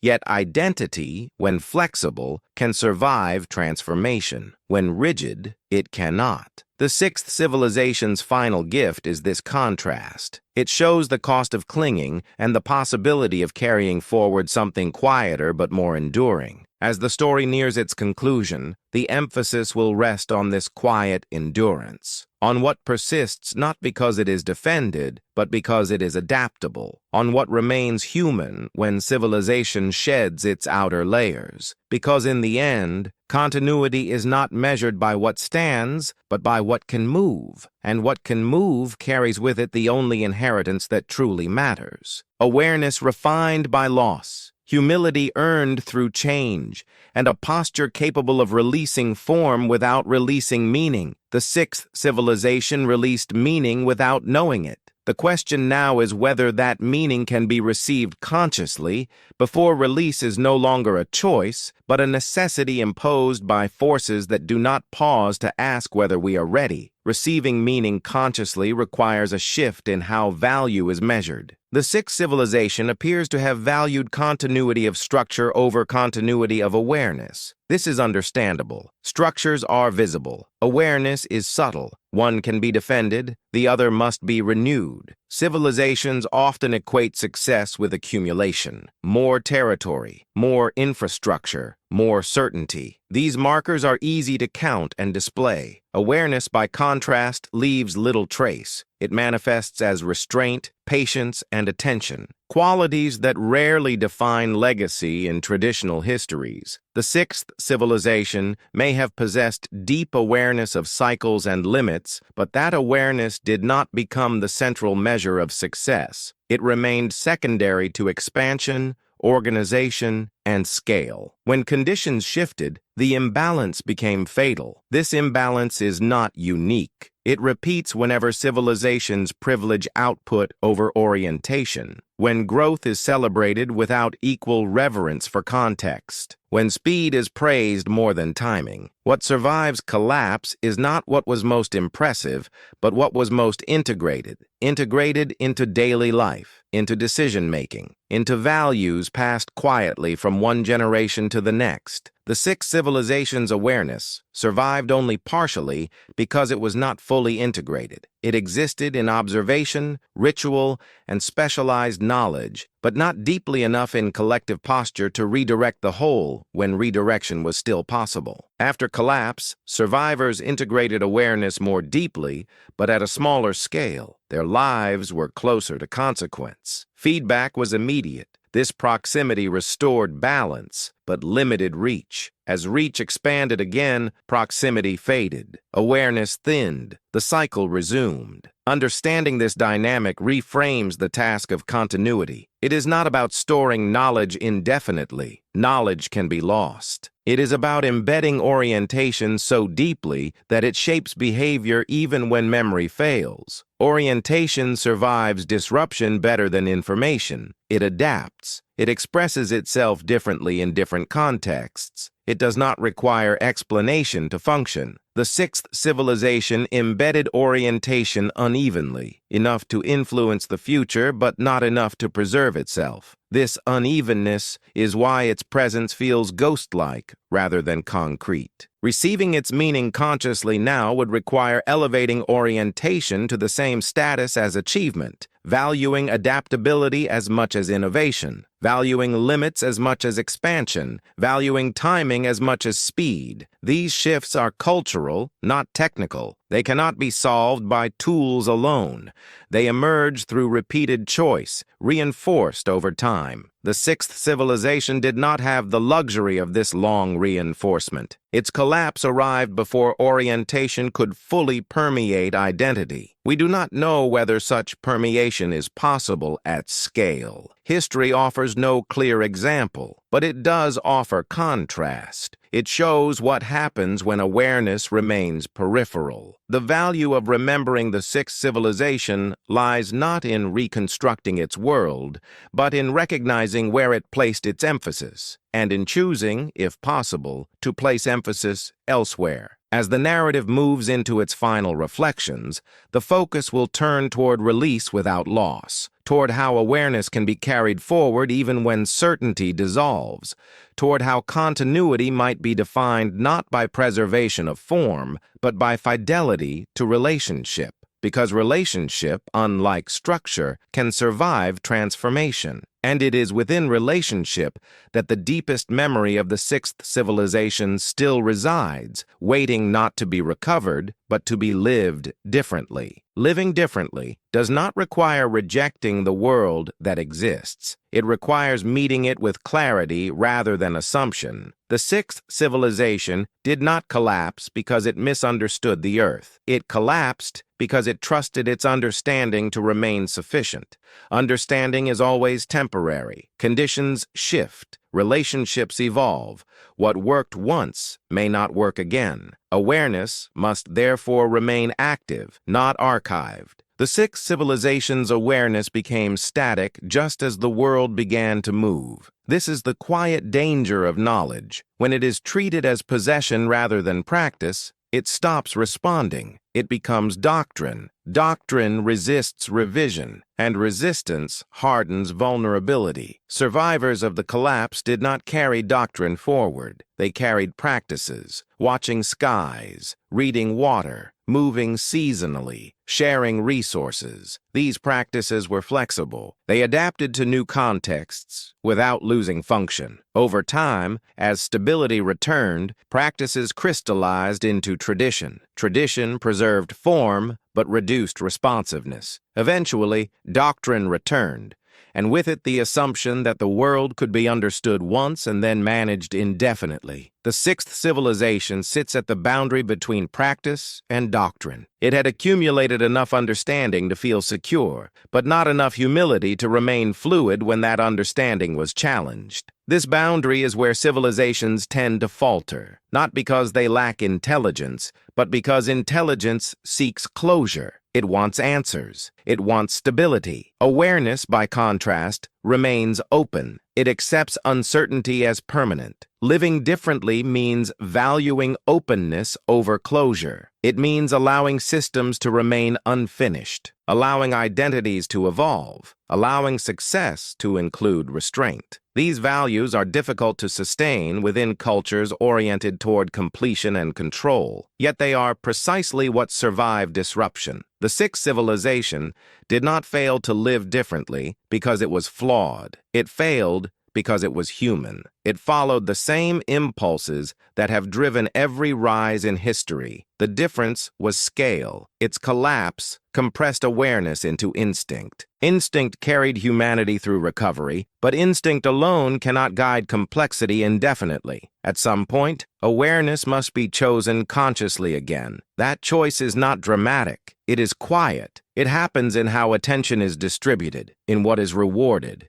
in what is questioned, in what is allowed to end without being forced. The sixth civilization did not have time to make this choice collectively. It made it individually, unevenly, and too late to preserve coherence. We stand earlier in the arc, not at the same place, but within a familiar dynamic. Complexity is high. Interdependence is deep. Change is accelerating. Awareness exists, but integration is incomplete. This does not guarantee repetition. It invites reflection. The purpose of remembering the sixth civilization is not to romanticize loss or fear collapse. It is to notice where awareness hardened into certainty and where certainty delayed response. Living differently means keeping awareness mobile, allowing it to circulate freely rather than settle into static conclusions. As the story approaches its final movements, what remains is not an answer, but a posture, a willingness to stand within change without demanding resolution, to carry memory forward not as burden, but as sensitivity. The sixth civilization offers this sensitivity as its final inheritance, not a map of the future, but a way of moving through uncertainty without losing relationship. And in that movement, there is space for continuity that does not depend on permanence, a continuity measured not in what remains unchanged, but in what remains attentive. Whether that attentiveness can be sustained is unknown, but the possibility exists only while awareness remains active, unfinished, and willing to move with the world rather than insist the world return to what once felt certain. Attentiveness, when sustained, becomes a form of belonging, not ownership of place or certainty of outcome, but relationship with change itself. The sixth civilization lost this belonging when its confidence hardened faster than its awareness could adapt. Belonging does not mean harmony at all times. It means responsiveness, a willingness to be shaped by feedback rather than defend against it. Civilizations that belong to their environment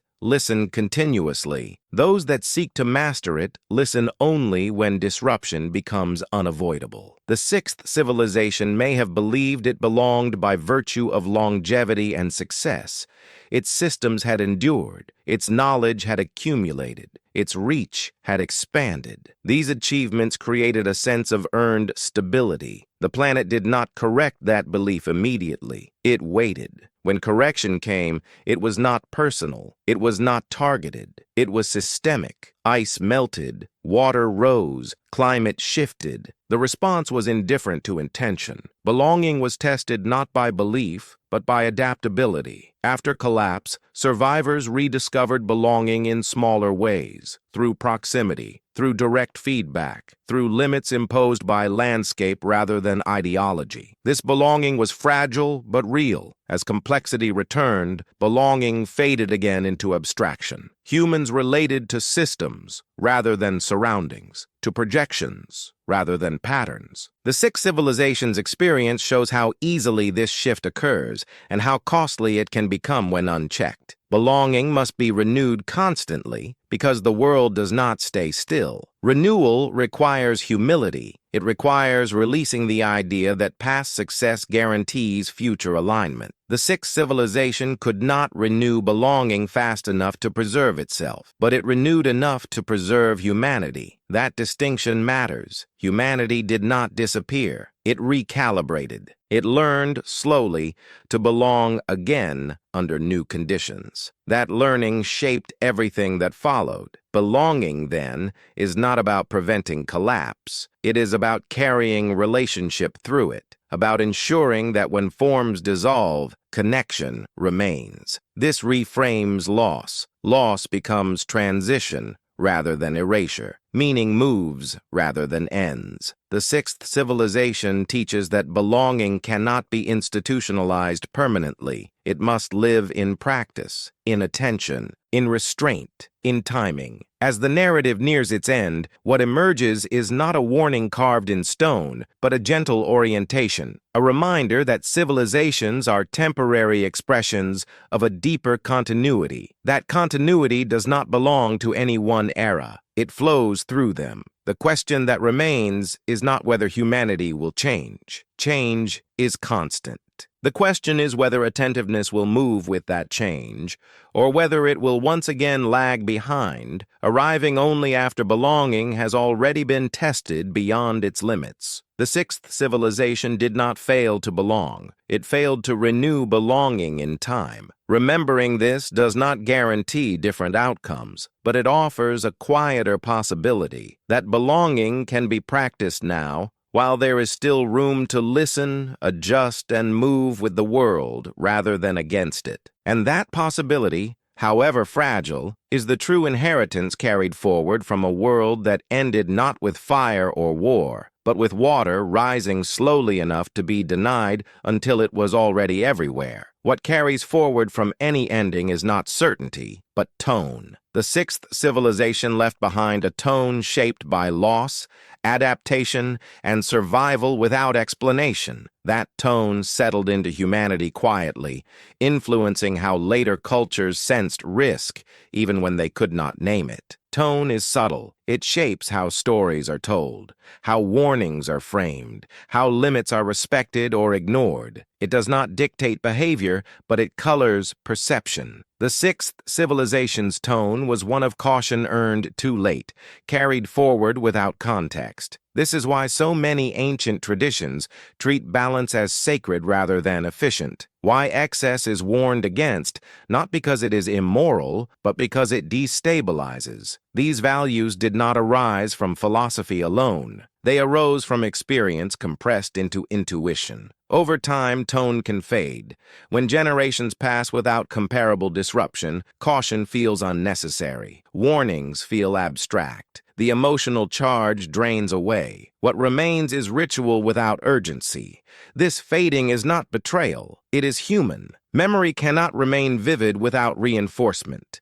Stability itself becomes the force that erodes remembrance. Yet tone never disappears completely. It recedes, waiting for conditions that resonate strongly enough to bring it forward again. This is why certain moments in history feel heavier than their immediate facts suggest. They awaken something older. The present age carries such moments, not because it mirrors the sixth civilization exactly, but because it touches similar thresholds of scale, speed, and interdependence. The resonance is emotional before it is intellectual. This does not mean collapse is predetermined. It means attention is being invited back into the center of awareness, an invitation that has appeared before, with different outcomes depending on how it was received. The sixth civilization's invitation arrived late and unevenly. Its tone was felt, but not integrated. Response fragmented. Continuity thinned. What remains uncertain now is whether tone can be integrated earlier, whether caution can coexist with ambition, whether awareness can guide scale rather than be overwhelmed by it. These are not questions with definitive answers. They are orientations that must be renewed repeatedly. Each generation encounters them in new forms. The sixth civilization's story suggests that what matters most is not avoiding endings, but shaping the emotional inheritance they leave behind. Whether fear dominates or care, whether fragmentation deepens or relationship persists, tone determines how the next beginning feels. As this narrative approaches its final reflections,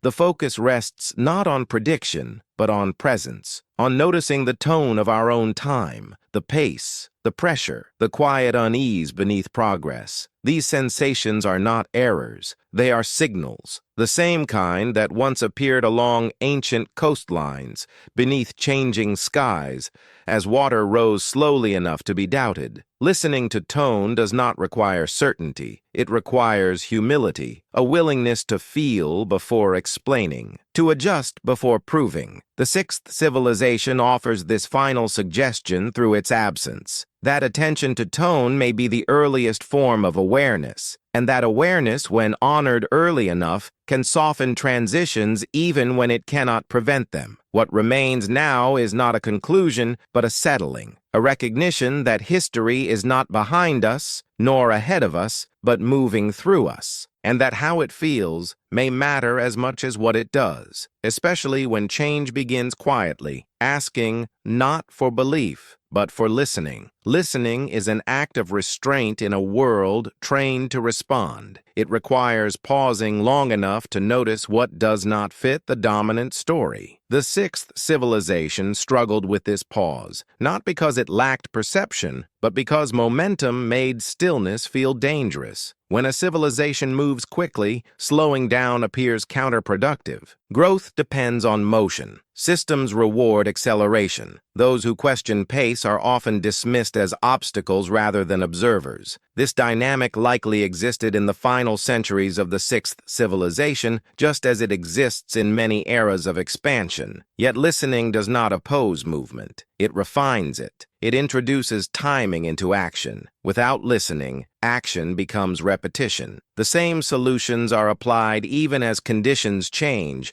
until they no longer function. The sixth civilization may have repeated itself into collapse, not because it lacked imagination, but because its imagination was bound to forms that had once succeeded. Innovation occurred, but within familiar frameworks. When the frameworks themselves became unstable, innovation lost relevance. After collapse, listening returned naturally. Survival demanded it. People paid attention to land, weather, and one another because feedback was immediate. Ignoring signals carried direct consequence. This intimacy with feedback reshaped humanity's relationship with the world. For a long time, people lived close enough to change to feel it early. That closeness preserved balance but limited scale. As scale returned, distance grew. Feedback delayed. Listening became abstract again, mediated by systems rather than experience. This distance is where vulnerability re-enters. The sixth civilization teaches that listening must be practiced deliberately as scale increases. It cannot be assumed. It must be protected from being overridden by momentum. Listening also requires letting go of certainty. Signals are rarely clear. They contradict. They evolve. Acting on them involves risk. The sixth civilization may have waited for clarity that never came. Clarity often arrives only after thresholds are crossed. Before that, there is ambiguity, discomfort, unease without proof. These sensations are easy to ignore,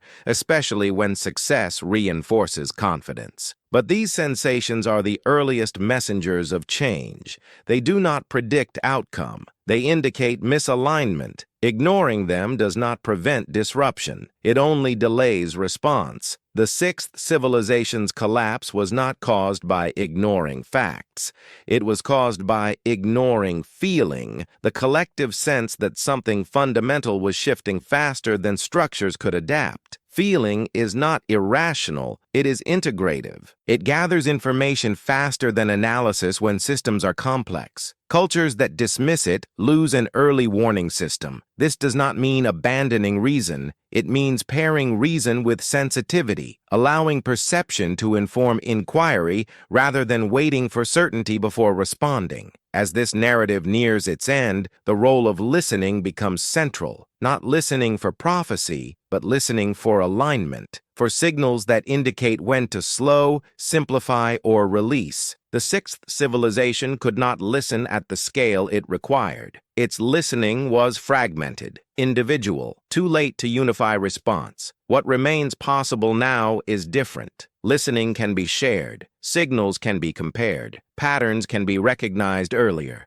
Whether this possibility is realized is unknown, but the option exists only while listening is valued more than speed. The sixth civilization's silence is not empty. It is an invitation to listen differently, to notice not just what is changing, but how it feels to move within that change. And that invitation leads to the final question, not about the past or the future, but about the present moment itself. Whether listening will remain peripheral or whether it will be allowed to guide posture while there is still room to adjust, before the quiet thresholds of change pass unnoticed once again. The present moment is always the hardest to recognize as a threshold. It feels ordinary, familiar, busy with details that demand attention. The sixth civilization lived within such a moment, unaware that what felt like continuity was already becoming transition. Thresholds do not arrive with certainty. They arrive with ambiguity, with overlapping signals that can be interpreted many ways, with enough normalcy to justify delay. This is why they are crossed quietly, almost always before they are named. The sixth civilization crossed its threshold not in panic, but in confidence. Confidence built over generations of stability. Confidence that adaptation could wait. Confidence that the world would continue to respond as it always had. That confidence was not foolish. It was earned, but it was incomplete. It did not account for the possibility that conditions themselves could change faster than response could scale. What followed was not an ending written in fire or conquest. It was an ending written in water, cold, and time. An ending that dissolved form while allowing life to continue. Humanity survived, but the world it had organized did not. This is why the sixth civilization does not feel like a distant myth. It feels intimate. It ended recently enough and humanly enough to leave behind something more powerful than ruins. It left behind orientation shaped by loss. That orientation still moves through us, in our unease with unchecked growth, in our fascination with lost worlds, in our instinctive sense that stability is conditional, even when evidence suggests otherwise. The purpose of remembering the sixth civilization is not to assign blame or predict fate. It is to restore proportion, to remind us that civilizations are temporary arrangements within a much longer story, and that continuity does not depend on permanence, but on awareness carried forward with care. The sixth civilization could not carry that awareness intact. It fragmented under pressure. But fragments endured, enough to shape what followed, enough to slow, to caution, to warn in subtle ways. We now live with those fragments, whether we recognize them or not. The question is not whether we will avoid change. Change is constant. The question is how consciously we move while change is still negotiable. Awareness does not stop the wheel.